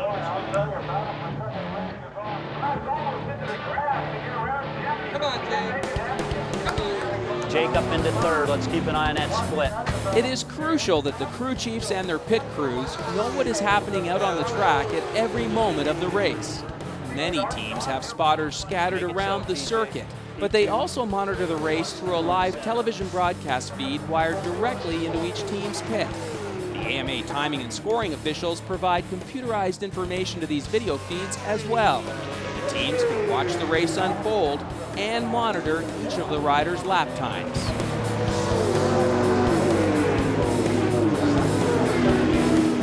Matt's looking for a way through, boy. During the race, I'll be keeping an eye on the monitor, watching the race coverage, and I'll be communicating with the pit board, and I'll be receiving information from the spotter. We have a spotter out about half track.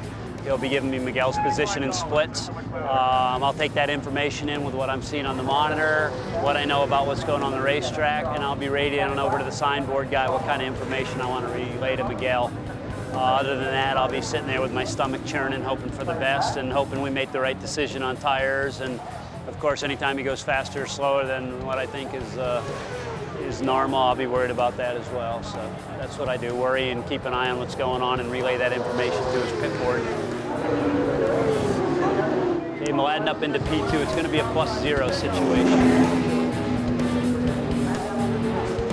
Make it a 0.5, TJ. I want him to know that Matt got around and he's coming. I gave that reduction in split so he'd know that something was up back there.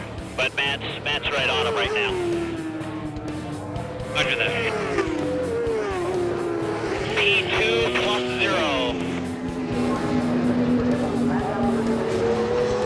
There we go.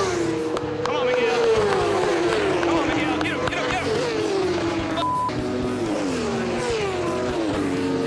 P3. Slow in, fast out. Matt's holding this parade up, I think. These guys don't quit goofing off. Yates is going to come join this party. TJ is the starter, ready with a halfway flag down there. Should see crossed flags at the halfway point when Spees comes by. +0.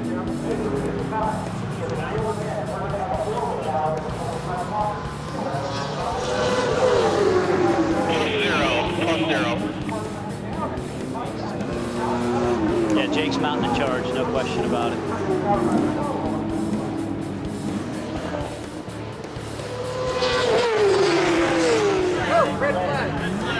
Red flag, red flag. We got a red flag. Damn it. Let's get some tires on this thing. Maybe 2 liters. Tires, both ends, 2 liters of gas. See what he has to say. Can I get the fuel equipment, Robert? A red flag tells the riders that the track has become too dangerous for the race to continue. In most cases, someone has crashed and there's debris on the racing line. When a red is waved, the competitors must stop immediately and await instructions from the corner workers. Usually, they must return directly to their pits before being called back to the grid for a restart. This unscheduled break gives the pit crews crucial minutes to change tires, refuel, and deal with any mechanical issues affecting the bike's performance. You're looking good, man. Jake, he's got no places where he's got you covered or anything. You know, he looks up the inside here and there and there, but it doesn't look, you know, it looked like he put his head down and put a real hard charge on for a couple laps and couldn't come up with anything. The knee puck gonna be all right? Yeah, I hit that so fucking down hard. here. Yeah. I guess it should be okay. I got more. Yeah, maybe a new one. No changes. Then Ann's got it. Okay. I need a screwdriver though. We'll get you. You got one? Yes. Do you have extra 237? No, I only had 2. Check my rack. On the other side of the tent is the Superbike team of rider Jake Zemke. Though both teams ride for Honda America, they are also in direct competition with each other. Dickheads didn't have any proper tires mounted up. They wanted a 237, so I gave them our 237. Okay, they owe us a 237. Our third 237. Correct, they owe us a 237. Yeah. During the red flag, the Zemke crew chief came over and wanted a softer front tire. I don't know why they weren't prepared, but anyway, it's a mixed bag. Here it is. We got Jake hot on our tail out on the racetrack, and I really don't want to give him an advantage, but he's also my teammate, so I need to help him out. I hate giving Jake a better front tire when he's sitting right on my fucking ass. Bob, next time, please adequately prepare your tire inventory.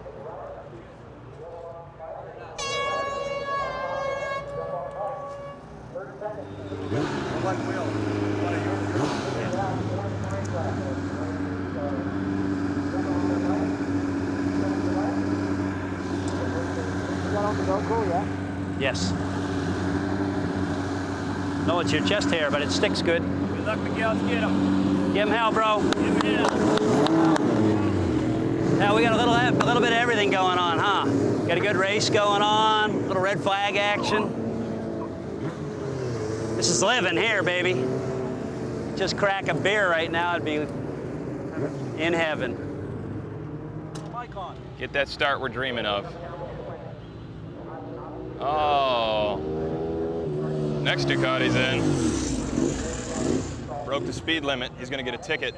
Here we go. Come on, Miguel. Get it, get it, get it, get it. Come on, get in there, get in there. P2, P2. Yes! P1, boom! Come on, P1, P1. That's the whole shot we needed. Red is our favorite color today.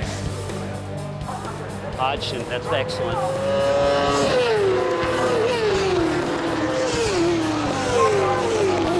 Hodgson's got a big problem, which suits us fine. Chasing Miguel now is Neil Hodgson on his Italian-made Ducati. Luckily for Team Honda, he's fallen more than a lap behind Miguel. 25.5, baby.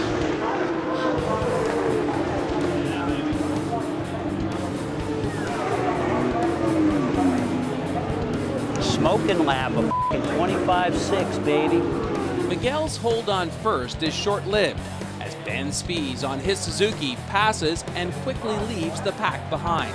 Then several minutes later, Spies' teammate Matt Mladen is pressuring Miguel from behind. Miguel and his Honda are now the meat in a Suzuki sandwich. Come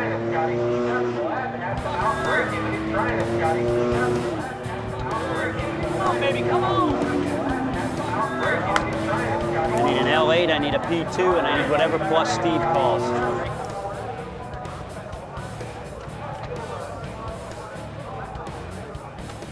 Damn it, P3.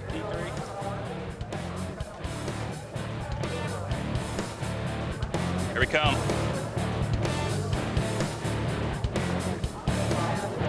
Throw it out there. Come on, Miguel. Good job, Miguel. Come on, get him, get him, get him, get him, get him, get him. In the final moments of the race, Miguel drops to third, and the Honda team knows that there's not enough time for him to catch and overtake Mladen again.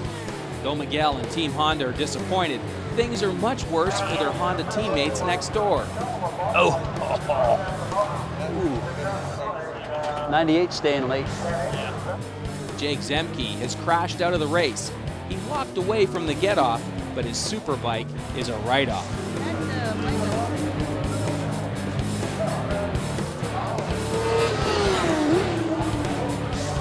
It is the last lap. The entire pit crew moves to the wall bordering the front straight to cheer Miguel on as he crosses the finish line. Miguel has given it everything he has today, but it wasn't enough to catch Team Suzuki.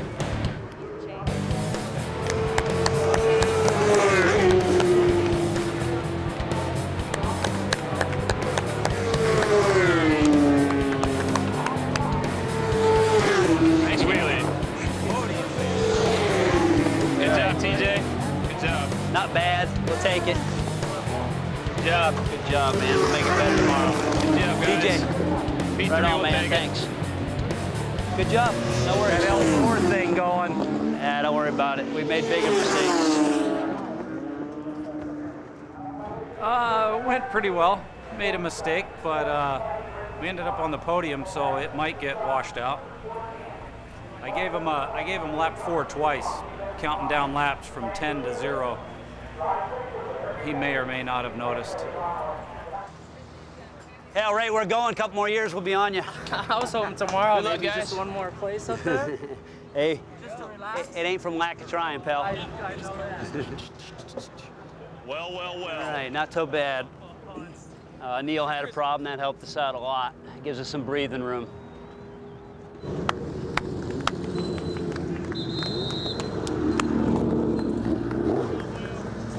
James, not bad. Sorry, Good job, Dice Miguel. Kid. Good hard work. Good job, Ben. You totally roosted Dice K. Oh, did I? Oh man, you should have seen Jake's get off, man. What? Jake's get off top of the keyhole. I came back, I said, Dude, that bike okay? that slid, it went straight up in the air and went slam right upside down. And then you roost Dice K, insult to injury. Nice That's job. terrible. Nice job, man. Thanks, man. Hey. 25.6? I saw that. Yeah. Spin him around, we'll see victory lane behind him. It's fine right here. Okay, well, whatever. Miguel Duhamel, boy, it feels like home back on the podium for you, doesn't it? Congratulations. Yeah, you know, it's really nice to be up here at the CBR. The team worked hard, and we gave the best we could there, and where's the other one? I got it. And it felt pretty good, but you know, we just didn't quite have enough. But hopefully we'll make some adjustments today and tonight and tomorrow. I'll have the warm up and hopefully be up there. Have something for Matt and Ben. So, all right. Miguel Duhamel, is that all you want to say? That's it. All right. Hopefully back here tomorrow. Look forward to seeing you back here tomorrow. Miguel, third at Mid-Ohio. Woo, Miguel! Bicycle 100 #1 is in the history book, ladies and gentlemen. Ben Speed, Matt Milano, and Miguel.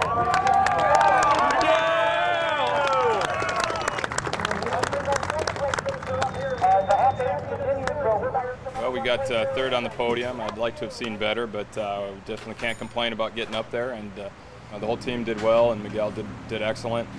We always want to get up higher on the podium, but can't complain. Third place is great. Good job, buddy.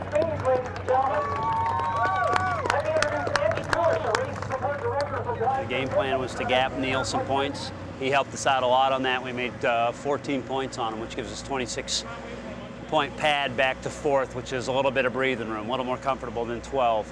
We showed we can run with the Suzukis a little bit. We need to get the thing to run with them a lot of it.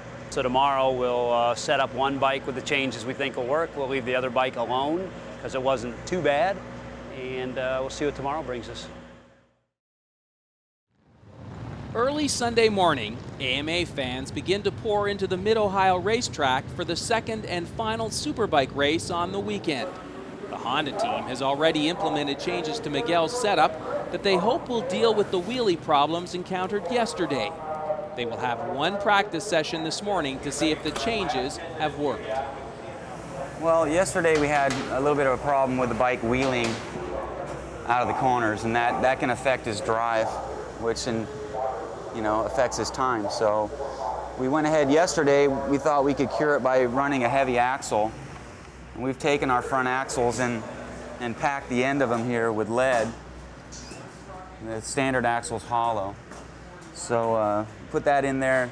That didn't really seem to help. It helped a little bit, but not as much as he needed. So what we decided to do is go ahead and drop a tooth on the back and move the back wheel back about 4 millimeters.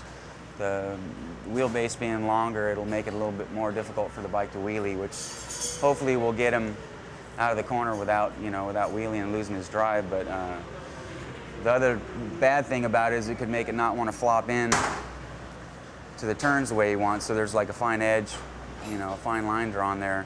What's the best way? And the only way we'll be able to tell is that bike's been set up with the wheelbase change. This one's standard, like it was raced yesterday. And he'll jump back and forth between the two bikes and pick the one that he feels is the best.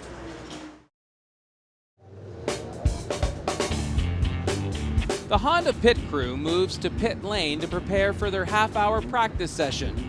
This will be their last chance to give Miguel the edge he needs to take Suzuki on in this afternoon's race.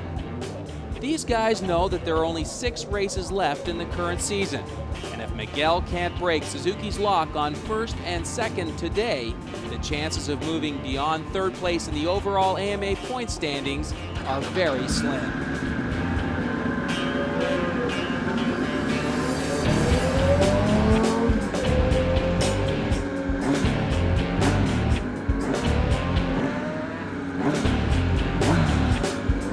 Al measures the track's surface temperature in an effort to reassure himself that he has made the right tire choice for today's final. Well, that right there won't do much for us because it's going to be a lot hotter during the race, so we got to keep that into consideration.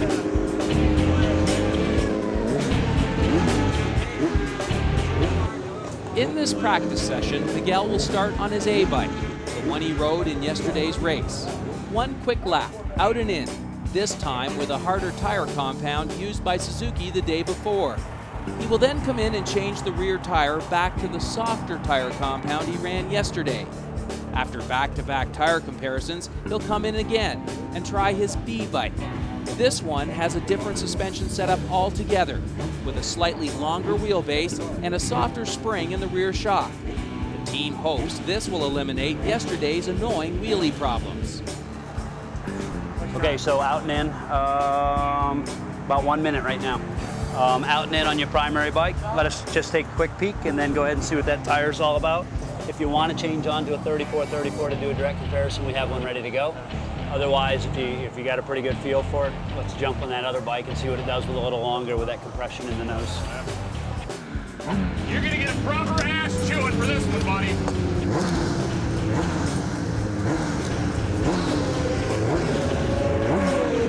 Maybe this time I'll listen. I've told you 8 times now. I don't think you're gonna listen.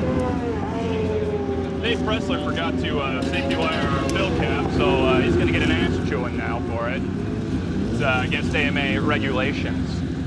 The AMA series requires that all competition motorcycles have any removable parts steel wired or race wired as it's known directly to the bike in order to limit track debris during an accident. Ah, this is one up wire job. I think I've forgotten how to do it. Strap them down, Chris. Let's go. Let's go.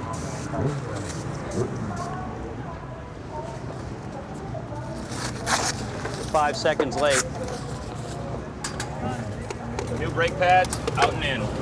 Easy first, medium second.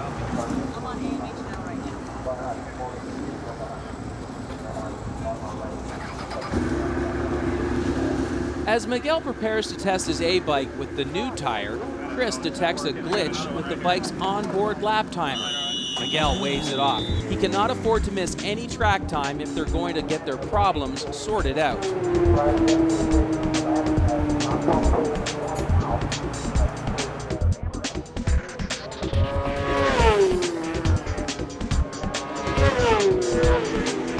Hey, he's supposed to come in.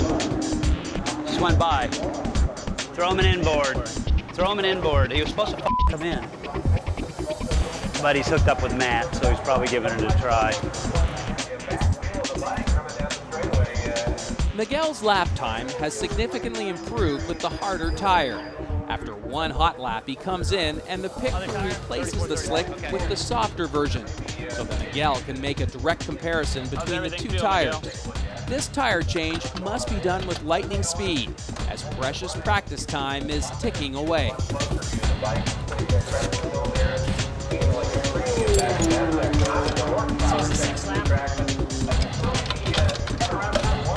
Bike just doesn't look comfortable at all. The rear wheel, a big wobble out of the wheel as he leans it over there just at the pit exit curving, and just the whole bike just doesn't look. He just doesn't look comfortable on it, and the bike doesn't look like it's really responding like you would want it to. It's what Ben Speed's coming around there, and the bike is just smooth as silk comes around that turn, and he's able to get on the power a little bit early, and that's what drives the bike to that exit. We're good.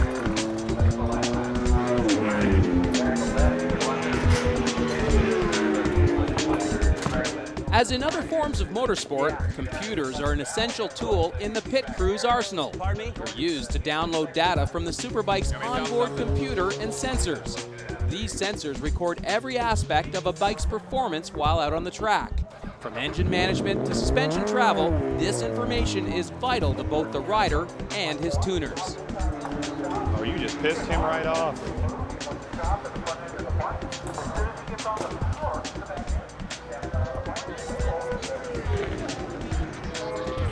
Data guy was a little bit long at his job there. Miguel didn't like that. We'll have to straighten him up with an ass chewing.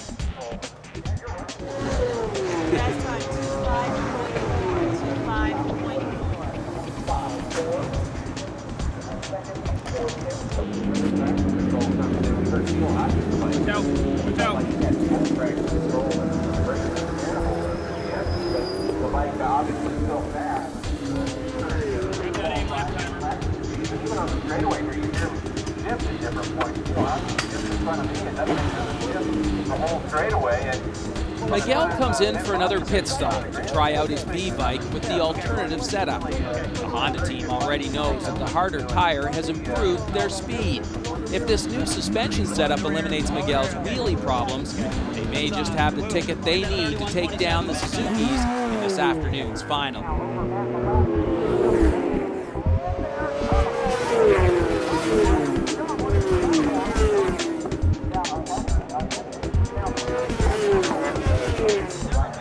Front tire's pretty shagola, man. After the brief practice session, the Honda team sits down with Miguel to get his feedback on the harder tire and the new setup. After only 30 minutes of testing, the crew has some tough decisions to make. Which bike to race, which tire to run. Ultimately, it'll be up to Miguel to make the call. A little movement, but the biggest problem is braking and steering in the thing they want to steer in as well. I wonder if we should leave that out and bring the shock length up just a little bit. About reduce the wheelies. Well, But of course, we're guessing going into the race. I was thinking more like go back to our setup from yesterday and maybe just a hair on the... We looked at some different rubber this morning in warm-up, and we looked at a different setup on the second bike.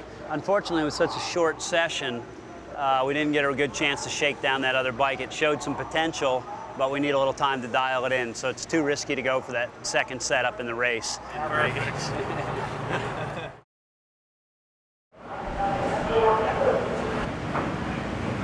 He's doing our fuel out so we can calculate our mileage, see how well he did. We put a predetermined amount in.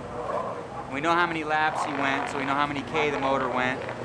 So then we measure what comes out, and we can figure out what his consumption is. And we can figure out what we want to put in the fuel tank for the race, because we like to keep the minimal amount in without a cushion so he doesn't run out, you know. That's why if there's a red flag, we're putting a couple liters in, because you know, we're going to use up that cushion with him running around the extra laps, you know, for pre-gridding and so on. Miguel likes the track a lot. It really suits his style. He's gone really well here. I think he's had like 6 or 7 victories here over the years, so that bodes well. You know, when the rider knows that he can win at a particular circuit, that gives him a good mental boost, and it also motivates the crew. win, lose, or draw at the end of the race, he will have the biggest autograph line in the paddock, bar none. Week in, week out. And it really charges you up to work with a guy like that.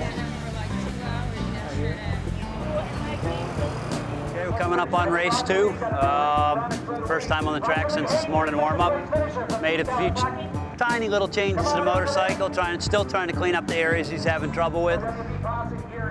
We weren't too far off yesterday, so we don't make big changes. My rule of thumb is if you're close, make little changes. If you're way off, make big changes. Obviously, we're close, so hoping we can move it up a spot or two today. Miguel's pretty happy with the bike. Changed our tire choice for today. Hopefully that'll go for us. Track temperature's as hot as it was yesterday. We're going to run with the tire that the leaders had on yesterday. Not that we had any problems with ours, but if we can get a little more out of the tire, that'll help us run a little further up front. So here we go. Yeah, today, they're sticking me out there on my own, just throwing me into the fire, trial by fire basically, and I'm ready. That's what I want. I wanted it yesterday. I think you learn quicker that way.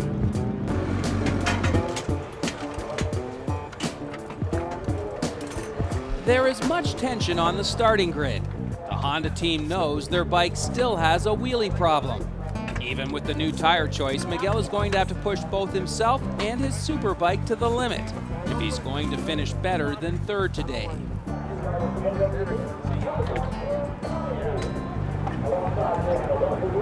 What's this, the old man line?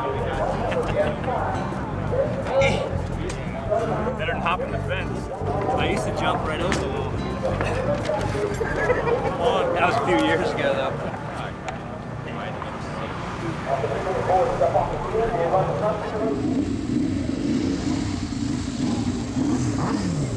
Today's our day. Get him.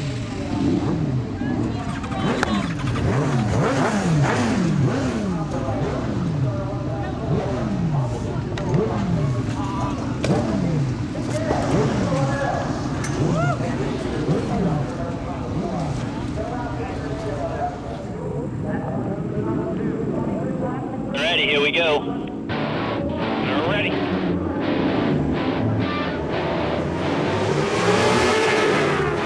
He's going to be P3 or 4. Depends on if he bends in on Jake. Nice.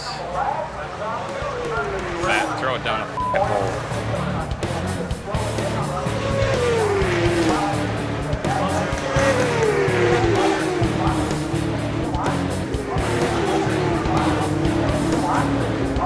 That was 1.5 seconds quicker than his outlap yesterday's race. We get a 0.5, please, TJ. P2 0.5 plus 0.5. In race 2, almost immediately, Miguel grabs second place. But Matt Mladen is pushing Miguel hard from behind. As the battle for second unfolds, we see the AMA Superbike Racing Series at its best. He got 0.5 out. The biggie will modify it. He might have it again. He's looking really solid. Matt's up on him, though. Miguel consistently clicks off faster laps than the day before. But amazingly, Matt Mladen is mounting a charge that seems almost superhuman. The two riders push their Superbikes to the edge in an awesome combat for second place. With less than a second separating the riders, Mladen waits for Miguel to make a mistake in the hopes that he can make the pass stick.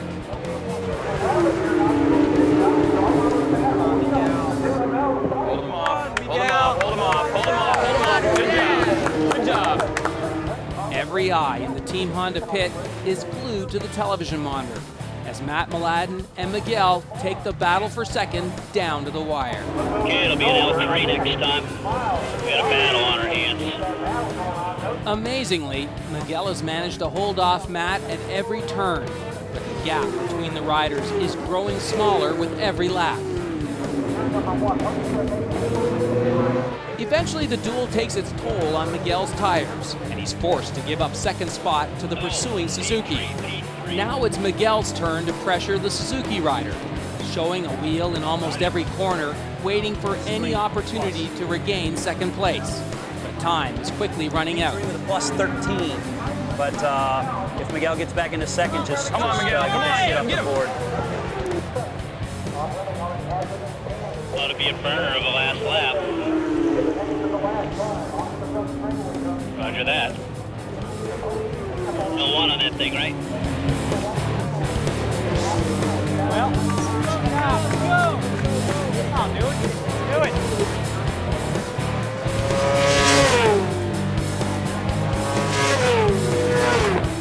The dogfight for second continues unabated heading into the very last corner. The Honda pit crew waits trackside for the riders to round the bend, hoping to see the red and white number 17 leading the blue Suzuki number 1.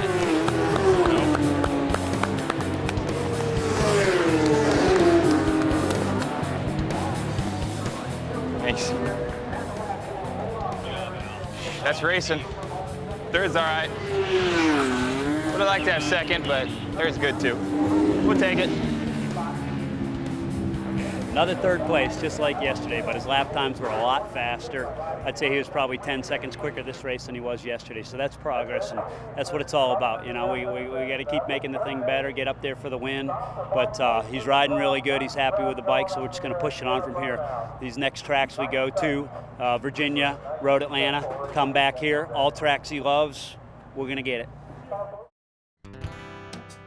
Third on the box today, Miguel does his best to put on a brave face. However, those close to the rider know third place may as well be last place. Your second place finisher, Matt Millett. Here comes in Stuart from Weiska. He fought really hard all the way through, and some lap traffic kind of helped us and then hurt us, and then towards the end it just came down to who could get through the traffic first, and then Matt seemed to they kept doing the yo-yo thing back and forth and whatnot, and then Matt just went around him and just couldn't. Miguel just didn't seem to be able to make up the ground on him at that point. His tires were probably going away. I think the race went really well. It's closer than we've been all year. I'm sure Miguel's very happy. Very happy. I'm very happy. Pack up, get on out of Dodge. Get on out of Lexington, Ohio. We'll want you back here in September for 2 more motorcycle weekends, as we're going to see these riders the last week in September put the coda on the 2006 championship. On behalf of our entire Mid-Ohio family, thank you for being with us. We treat you a great weekend of racing.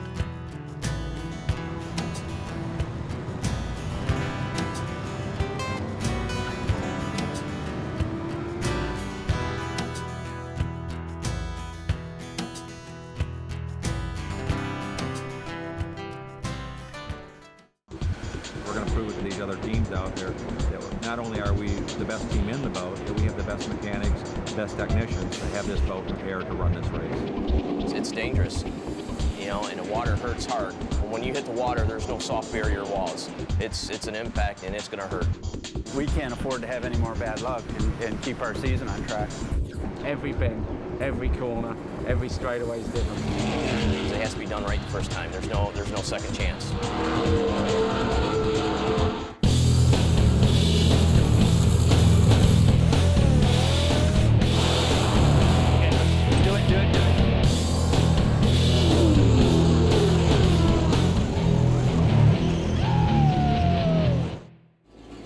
Offshore Super Series is the top powerboat racing series in the world. These extreme aqua machines are closed canopy boats that can reach bone-jarring speeds of up to 200 miles per hour. This is the most dangerous and expensive motorsport on water.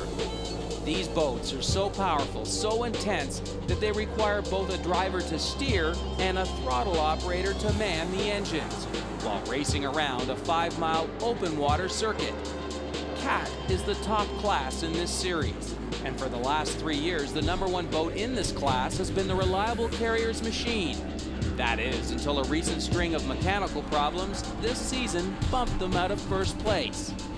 Now they're in Toronto for the first race to be held on Canadian waters, and they are determined to get back on top. The Reliable Carriers pit crew is unsurpassed in experience and know-how, and this weekend they've got something to prove, that they can still be #1 out on the water.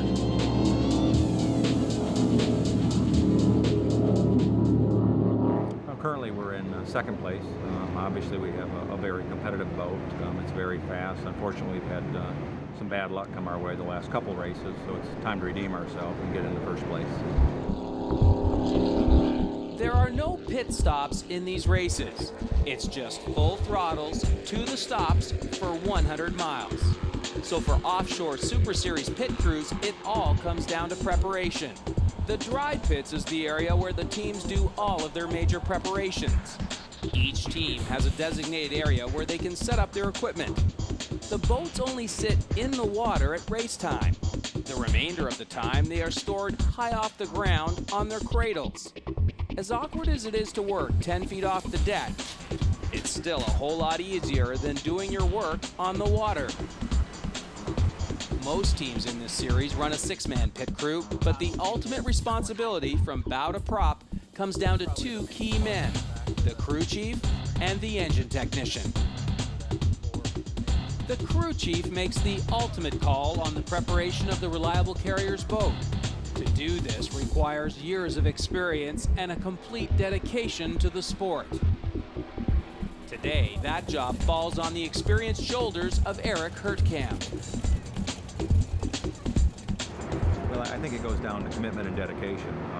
Everybody wants to be involved in a race program, but a lot of people don't want to put in what it takes in the commitment and dedication. And when you talk about an Eric Hertkamp, that's what it is. It's commitment and dedication. To get along on I think any competitive team, it takes everybody to have an easygoing personality. When the tempers get flying and pressures build, you can't have somebody that can't roll with that. That's another part of the job, is keeping the harmony in the team and keeping everybody working together. And we all got to have that same goal, and that's that checkered flag on Sunday. We communicate well. A lot of times, I think Heath realizes what I'm thinking, and I realize what he's thinking. So it's a pretty good match between the two of us. He's pretty skilled in what he does, and I'm skilled in what I do, and we have a great relationship, and I enjoy working with him. The reliable carrier's boat is powered by 2 specialized Stirling engines. Each one generates 800 horsepower, and there's probably no one who knows more about these ultra high-performance engines than Frank McComas. Frank obviously is the engine man. Frank had built many engines. Frank was employed. He came from Stirling himself. So there's no better person to work on these engines than the guy that used to build these engines. So he works in our camp now solely for reliable carriers to give us the ins and outs with these engines, and that's what we need on any given day. We go through everything after every race, put a wrench on everything. Hopefully nothing falls off. If it's a rough water race, you really have to pay attention and put a wrench on every nut, bolt, just so it does not fall off. Put a couple extra zip ties, put a couple extra wraparound hoses, lines, anything possible. And you just have to just sit here and just take your eyes and keep looking over everything and hopefully you got everything. And most of the time, we do. Steve Curtis is the throttle man for the Reliable Carriers team. Amongst his competitors, he is regarded as the best there is. And while he's not part of the team's pit crew, he can usually be found with his sleeves rolled up, working alongside them. Well, as a throttle man of the boat, I really deal with the speed and the trim of the boat. So I organise the bow, attitude, make sure we don't go over backwards or roll over, which we've done once or twice. So basically really doing what they would do in a plane when you're not actually steering it. So just keeping it up on top, nice and loose, flying as high as we can without getting in too much trouble. The Reliable Carriers boat is owned and piloted by Tom Abrams, a self-made millionaire whose automobile transporting company is the sole sponsor of this boat. It's his hobby, his passion, and he takes it very seriously. Tom is a great guy. He likes perfection, and he expects the best of everybody, whether you're a wheel polisher or you're a crew chief or you're a mechanic or a truck driver. He wants you to be on this team, and he wants you to be 110% all the time, and that's what he expects out of you. And we believe as we hit the water tomorrow that we're going to prove it to these other teams out there that not only are we the best team in the boat, that we have the best mechanics, best technicians to have this boat prepared to run this race. Hi, I'm Brian Abrams, and my dad's the driver and owner of Reliable. On the crew, I help tear down, turn it, do all the work on the boat and everything. My dad's been racing another boat before this one too, and So I've been always in boats and racing, and then I have a go-kart that I drive at home and everything. This is our support trailer. Up here is the owner's lounge. We have that for the owner and his family, and when he got into racing, he wanted it to be a family thing for this team. Not all the teams look at it that way, but Tom definitely does. The boys are playing PlayStation right now. We have internet, DirecTV. It's all done in teak and granite. We tried to make it as comfortable as home. Over here, on the other end of it, we try to keep on the cutting edge of technology. Again, a lot of the teams are just out here trying to do the best they can with hand tools and whatever they can, but we've got race pack systems where we're monitoring the telemetry of the boat at all times. This is a download from a recent run, pretty much confirms what we've seen on the water, that everything was performing as expected. We're always downloading and checking our data. Back here, we've got just refreshments for the guys. Pretty much everything you would need in a shop is right here at our reach. We've got tools, and Frank is rebuilding something here on the changing a workbench, connector looking on at the MSD. our MSD box here. Found a bad connector.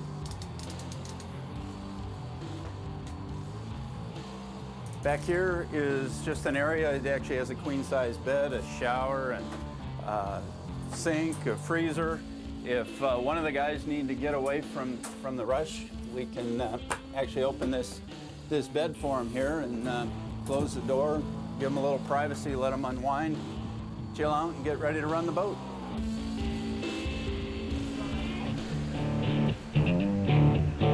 The number 20 team will get one test run today out on the busy Toronto Harbor to get their boat primed and ready for the 100-mile race tomorrow. Tom Abrams and Steve Curtis will have just 40 short minutes on the water to test their race setup for tomorrow. It's up to the pit crew to make sure everything goes smoothly.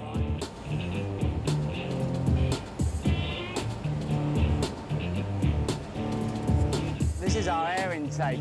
This forces air directly onto the carburetor and sort of forces a little bit of air in there, so hopefully gives us a little bit more horsepower. And it seems to have come adrift a little bit from the hatch itself, so we're going to silicone it on and then screw it on so it's a bit tighter. We're going to have to epoxy it on when we get back to the shop, but it's kind of a makeshift for this event. Today on the boat, we're just going over everything, making sure everything is tight. And today we're changing the C pumps, the impellers on the C pumps. It's not something that probably has to be done, but it's one of those 25-cent parts you change just to be safe.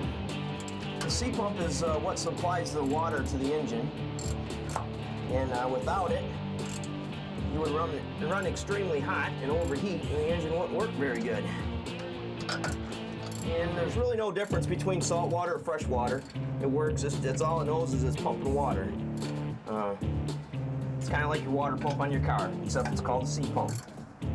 We yet have to change the oil today on both motors. Again, just a precaution. Just make sure everything's right.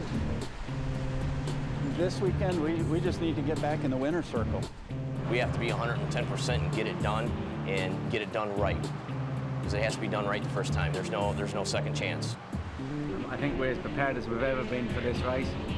I believe that if we're finishing this boat and as a team, we're going to win the races.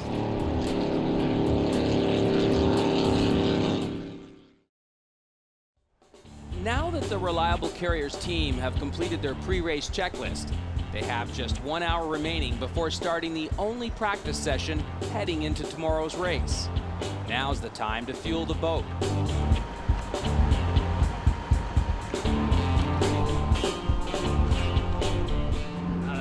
On a 100-mile race, we'll go through 100 gallons of fuel. We burn a gallon a mile. We normally run 110. They didn't bring 110 to this race, so we're running a little higher octane than we normally would, but the motor builder felt confident we'd be all right.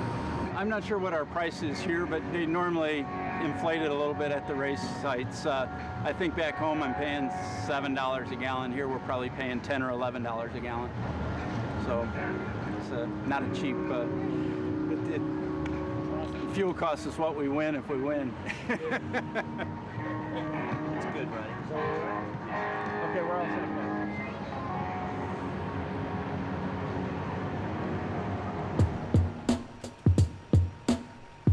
while their boat waits in line for the crane, the team decides to take a moment to grab a quick bite to eat and soak in some of the local scenery.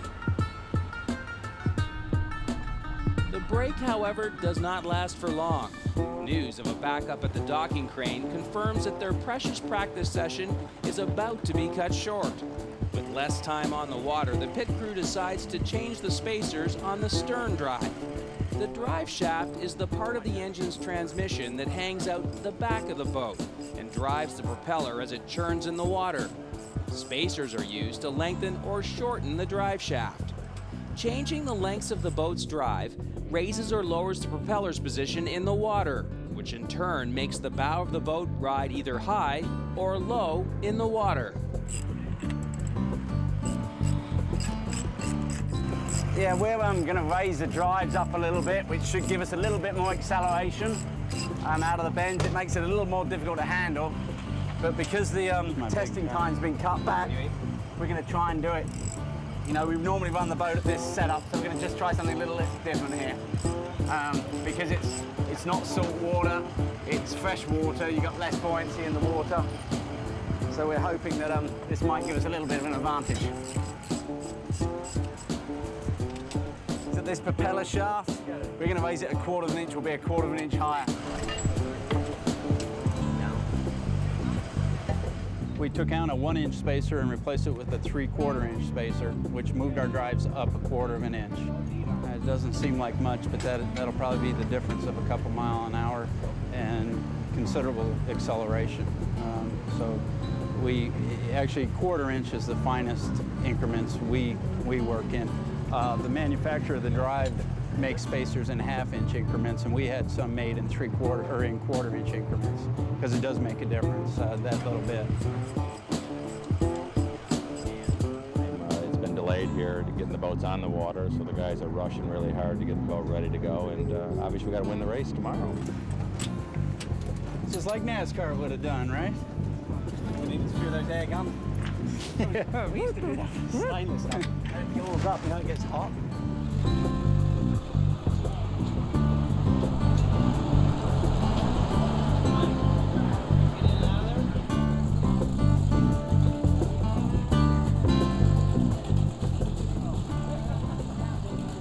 We have what they call crane straps. It's a 4-point harness.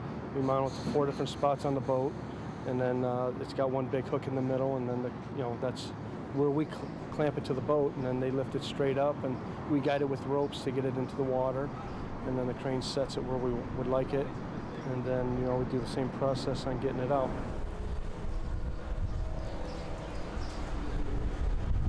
Each race weekend, the reality of what can happen out on the open water is never far from the pit crew's minds. Powerboat racing has to be one of the most dangerous sports on the planet, and high-speed crashes are often fatal.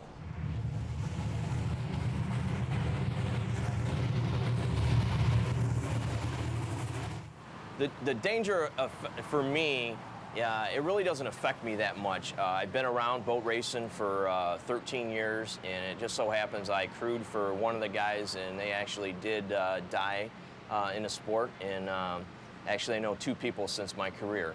And it's just like any other motorsports. Anybody that gets in these things, whether it's a car or a boat, they know it's a risk, and it's dangerous. And the water hurts hard.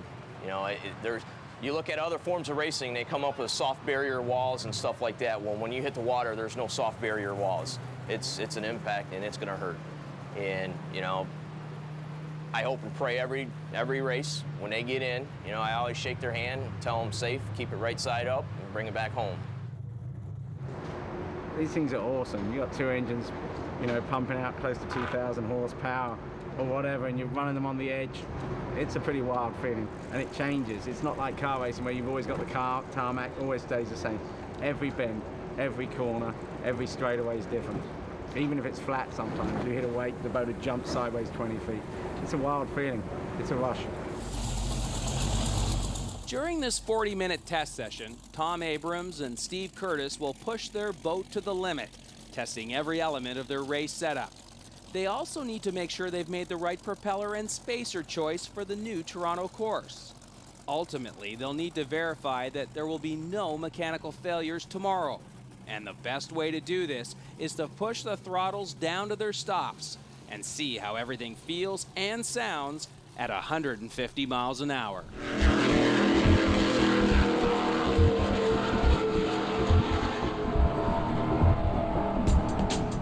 WHM is currently on top of the Cat Division point standings, and the team behind her are longtime rivals of the Reliable Carriers crew. They're 20 boats. If anybody has a horseshoe, them guys got a horseshoe, for no doubt. They've been running along and been out front a lot. They do a lot of homework. But, you know, you're not always on top. Every now and then, you know, every dog has his day.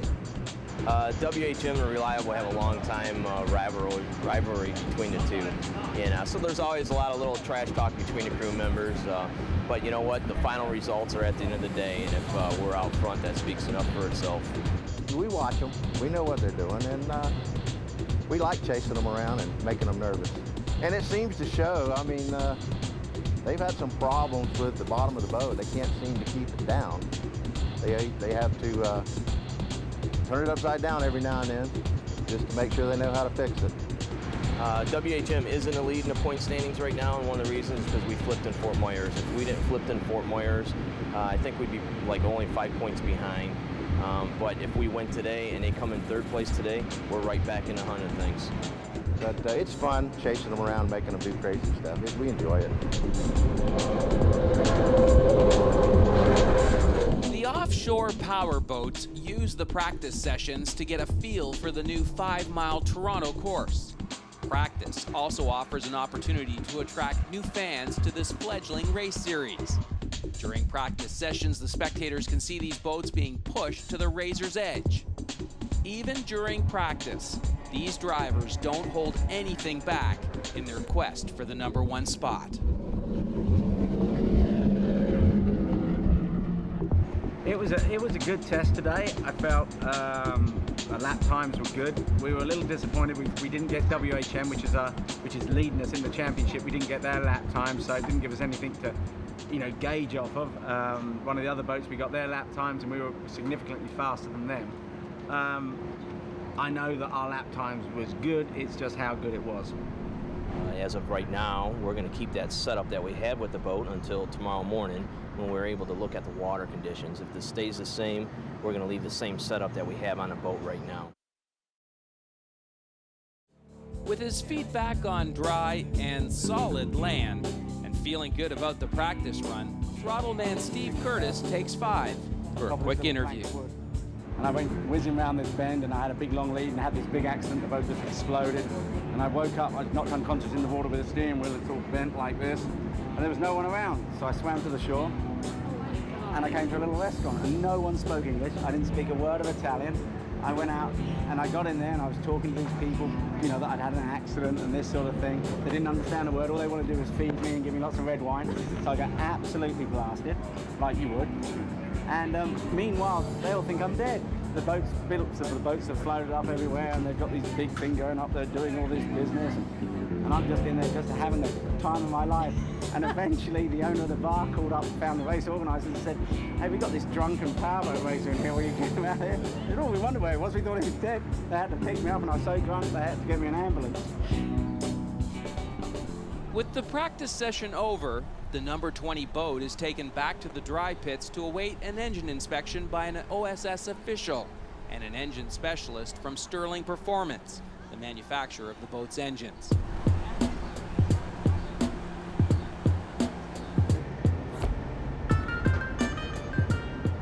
Driving these big rigs is no walk in the park at the best of times. Hook up a $1 million racing boat as cargo, and you've certainly got your hands full. It takes solid nerves and years of practice to get behind the wheel of one of these trucks. One wrong move could be very expensive. Ronnie's probably one of the most experienced truck drivers in this whole offshore series circuit. He drives for Reliable for a living. He's one of Tom's #1 drivers. And he's awesome driving around these big trucks. As you can tell, it's pretty long wheelbase, and he's one of the best I've worked with in a long time.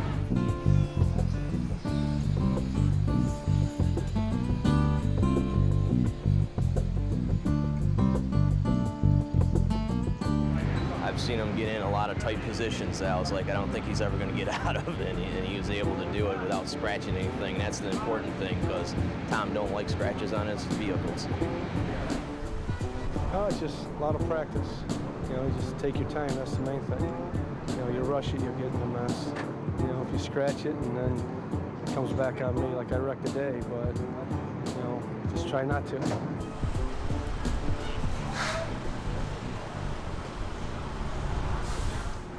The guys at the back of the engine right now, one of them is Jason, he's from Sterling Performance, and the other guy was Dennis, which is the OSS inspector. Anytime when you work on the engines, when you rerun the engines after a couple races, you have to have an inspector in sight to make sure that you're doing it properly and you're not changing engines. And they're the same engines you had from the last race, because you get points on those. So they're up there doing the last final adjustments on that, and they're going to give the okay to go. And when they do give the okay to go, then we're going to make our final last little things, and we'll be done for the day. Everything's in good condition. Starts back over again. All good to go. Put it back together. Good to go.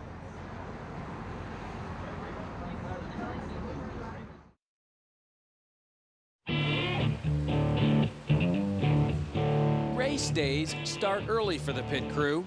They must leave themselves plenty of time to work on the boat's setup for each new course and potentially changing weather conditions. Today's race day, it's Sunday.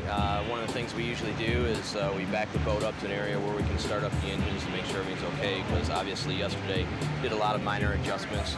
We want to fire them up and make sure everything's okay so we don't have a problem when we go put it in the water. So it's kind of a little pre-race test fire.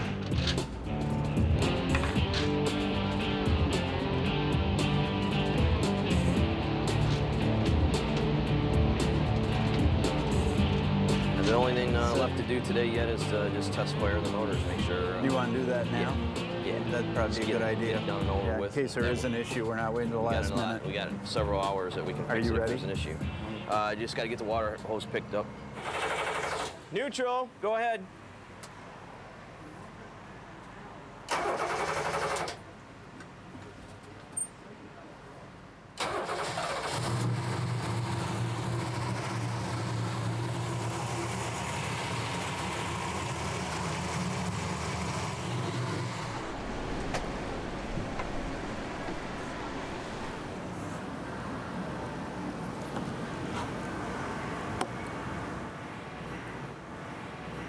Sounds good. Thing looks good. Ready to go. Gonna go win today. No doubt about it.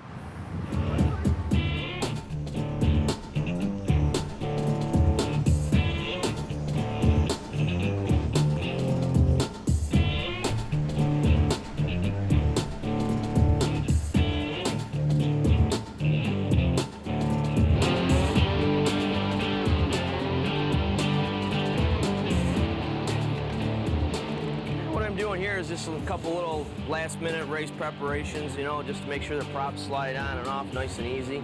A lot of times with the salt water, you get a little rust build up here, and you know, just make things a little easier when we decide to put them on, so they're all nice and clean.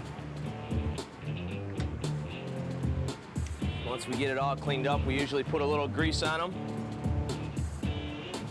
so that when they're out there running under the extreme conditions, they'll come back, and when we try and take them off, we'll be able to get them off nice and easy. It's now only a few hours until today's race, and the team has to make the final call on their propeller and spacer setup. It's more bumpy now than it was this morning, and we've still got 2 hours before our race. My guess is we'll probably go down one size on prop. The change I see now versus 2 hours ago. Talking over with Steve, see what he thinks. He's down the way looking at the same thing I am. So as long as we're both seeing the same thing, which I think we are, we'll probably make the change. Well, the props are, everybody thinks that they're not that important, but it is a very important piece of equipment to have, and it's a challenge to make sure you have the right setup and you pick the right prop for the correct race conditions.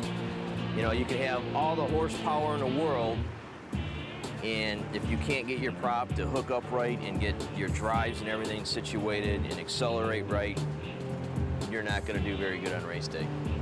It's kind of like if you had a drag race car, if you can't get your horsepower to your rear tires to get it to go down the track, it's not going to work. The props are pretty much the same thing with a boat. It's important that you have the right diameter, the right pitch, and that just comes with a lot of years' experience of what to use. And Steve Curtis is a master at that from all of his racing experience. So you think leave it the way it is? Yeah, I reckon so. I mean, we're going to move around a bit, but... Pleased with yesterday's results, throttle man Steve Curtis decides to stick with the same setup and hopes they will continue to be the fastest boat out on the water. You know, I kind of feel sorry for them sometimes because they're so technical that they make a whole lot more out of it than what it is. And you know, me being from the old school, this is not rocket science, but they're trying to make it that way. They're working on it. We like to put them to work. I feel like I really put them to the test because when I run by them and when I beat them, they're scratching their heads because they're over with computers and we're just doing it with wrenches. Nice guys, way too smart for me. As race time approaches, the team's recent string of bad luck begins to weigh heavily on the pit crew. We can't afford to have any more bad luck and keep our season on track, right? We lose one more like that. That's the season.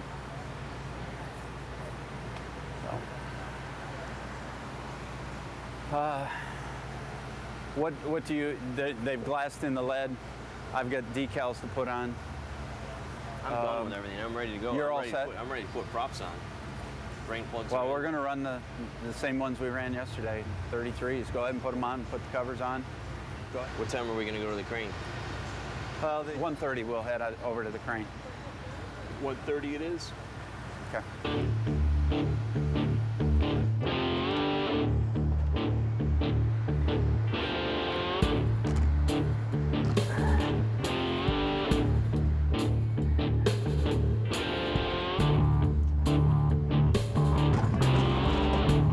It's about an hour before the race.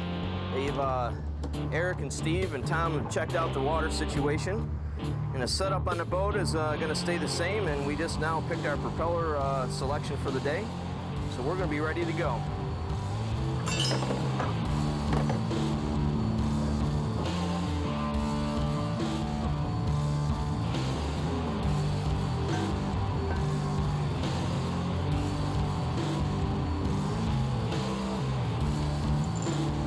As you can see, they're polished up nice and pretty.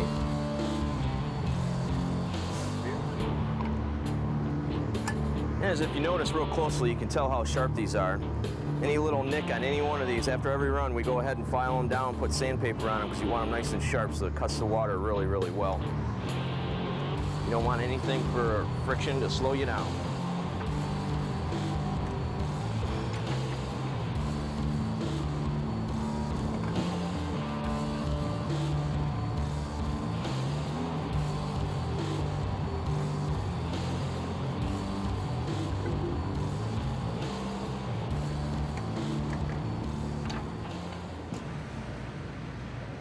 You know, they are so easy, they eat what we feed them. Isn't that great?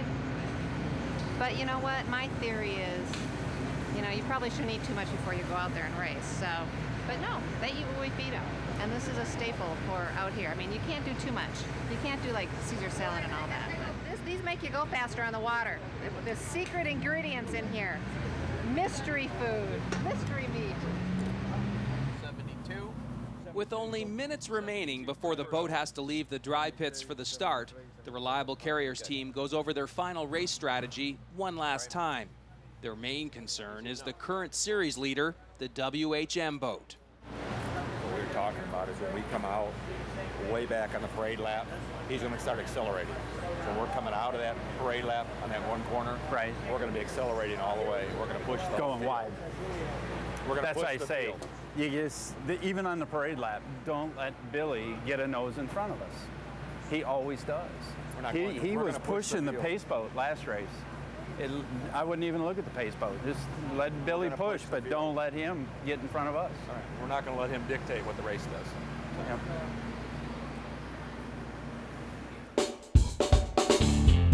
Feeling confident that every detail has been covered, the team goes into race mode and moves from the dry pits to the docking crane.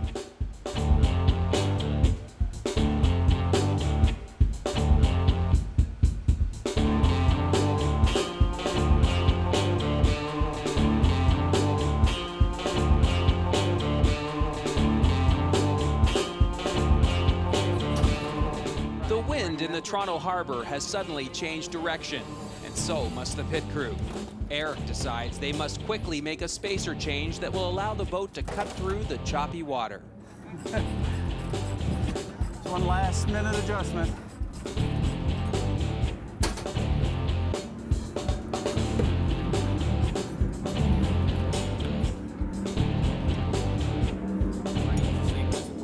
Yes, sir. Go ahead, Brian. Take that nut off.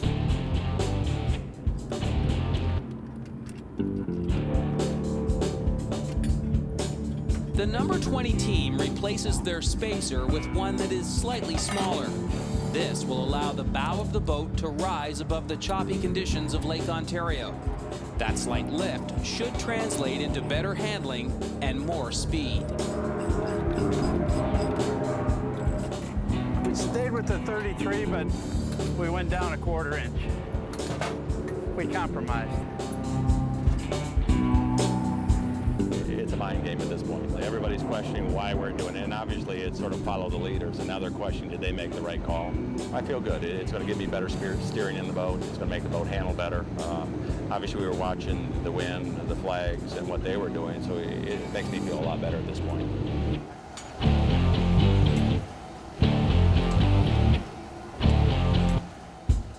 Before each race, all boats in this class are weighed while being moved with the docking crane. To ensure an even playing field, the OSS has a minimum 9,000-pound weight that all cat boats must meet before they're allowed to race. The Reliable Carriers boat is light, and they must add extra ballast to their boat at every race in order to meet the regulations. The pit crew must be very careful not to go over this minimum. Every extra pound will have a negative effect on the boat's performance. No. Ain't no way in hell. Ain't no way in hell. What do you think it should be at? 10,250. Set it down, pick it up again if you want. Is there anything in the cockpit? Helmets and everything's in there, isn't it? Helmets. Can I set it down? That's 14 pounds. There's 2 helmets, there's fenders. We're 200 pounds heavier than we should be. Well, we added 150. I've counted that. All right. What else is in there? That's it. That's it? All right, we'll put it in. I'll just take out what I need to take out. I'll make sure I come out on this crane, though, so I can... What's that? I want to come out on this scale so it weighs the same, because I'm going to adjust for that. Yeah, you have. Okay, cool. All right, we'll deal with it. All right. That don't make sense. That don't make any sense. Unless our reading yesterday was wrong.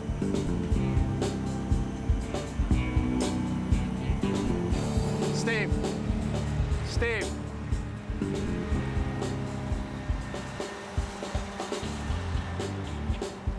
We're really heavy.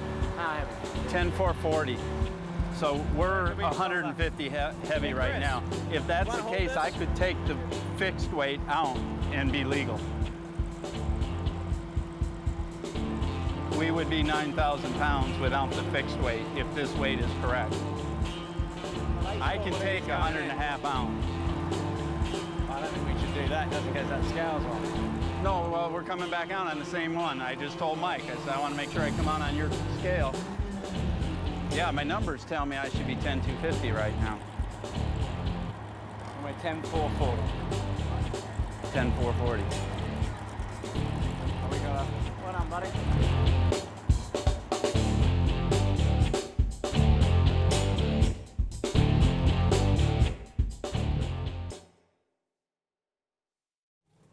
After a second weighing of the boat, the Toronto scales readings are consistent. Eric is certain that his numbers are correct, but goes ahead and removes 150 pounds of lead weight from the engine compartment at the stern of the boat.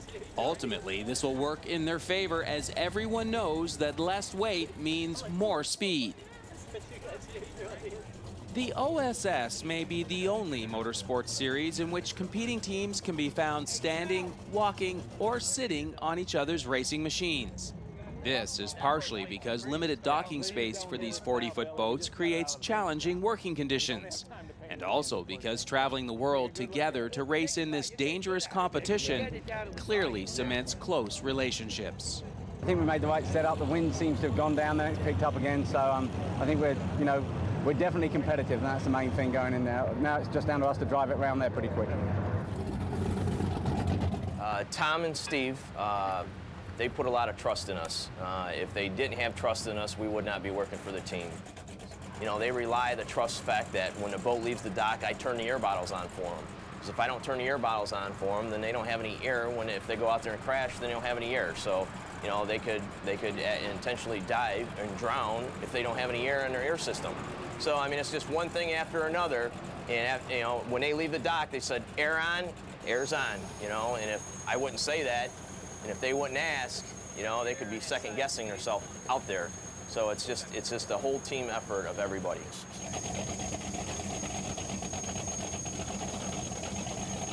When a boat leaves the dock and it goes out there and it mills around, I always worry, you know, is the batteries charged up enough? You know, if it stalls, is it going to restart again? So when that boat's out there running, by the time it does its, you know, 12 laps for the race or 18 laps for the race, I always have to chew a lot of gum or play with a pencil because it's just intense. You know, you always think to yourself, you know, is this bolt tight?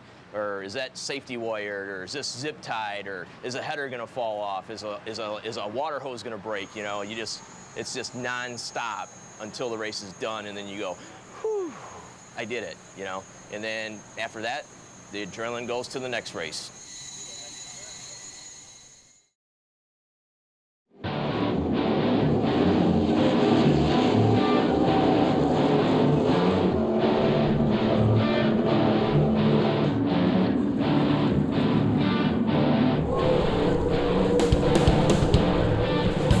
As the race starts, a terrible realization hits the crew. The reliable carrier's boat is nowhere to be seen. Not only has the boat not started the race, but the crew is unable to make contact with the boat by radio. Frustrated by the lack of radio reception at the water's edge, one of the crew members rushes inland in an effort to make radio contact with the boat. The all call goes out as vital seconds are lost. Steve or Tom, this is Frank. Do you got a copy? Eric, this is Frank. You got a copy? Loud and clear. Clear, Frank. I had radio contact with Tom and Steve, and I lost them.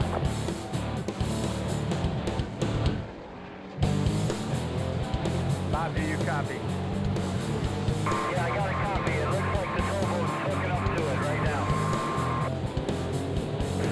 Roger that. There's something wrong with my headset, evidently. I just took it off. Now I can hear you and talk to you. Yeah, there's a towboat alongside them right now. They're out of the boat on the deck, and it looks like they're hooking some towboats up. Roger that. Yeah, the towboat's got them. I think they're going to be on your tow now. So I think that's the end of it. At this point, it's a pretty disappointing day. The boat didn't make the start of the race. We don't exactly know why yet. We don't know until the boat gets back here and figure out what happened. The number 20 boat, though safe, must bob helplessly in the water, waiting for the race to finish before they can be safely towed in. The blow is crushing to the team. A DNF or did not finish means absolutely no points will be earned after the weekend of hard work and team effort. Though they still remain in second place, the gap to first has now widened significantly. With only 3 rounds remaining, the only way they can win the championship now will be to finish first at all 3 remaining races.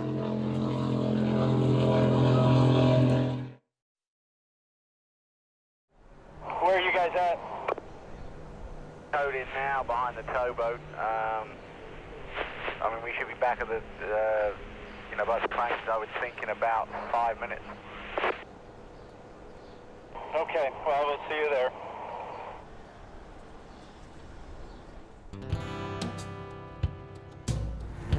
When I first realized we had a problem is when the boat didn't go by me down on turn 7. So from there it was dead silent. Nobody even came on and said there was a problem until I radio out and asked what was going on. And then our helicopter informed me they were underneath the cockpit trying to find out why the motor wouldn't fire. It's real disappointing because it's not like we've gone out there, we've run hard and broken, or we've even been in the hunt. You know, we might as well have stayed home this weekend and, you know, watched it on TV, you know, for all the good it did us. So it's very disappointing. The guys have put a tremendous amount of effort into it, and it's all come to zilch. Oh, I feel very disappointed. I'm sure everybody on this team feels just as disappointed, and I'm sure Tom and Steve feel the most disappointment because it's somewhat embarrassing when you're sitting out in the middle of the field. You can't go anywhere, and all the other boats are running by you, and you got to get towed in.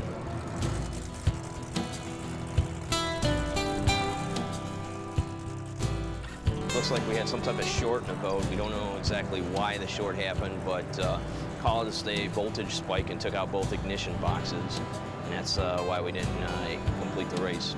Actually, that's why we didn't start the race. I mean, I don't know what we could have checked. You know, it was running well yesterday. It ran from the dock today. How do you check for something like that? How do you follow that up? It's just one of them things, and it's, I've been racing for a lot of years now, and that's the first time I haven't made the start. We needed to turn things around, and we certainly didn't. We didn't even, this is a no-show. We didn't even take the green flag. So this hurts worse than anything we've done yet this year.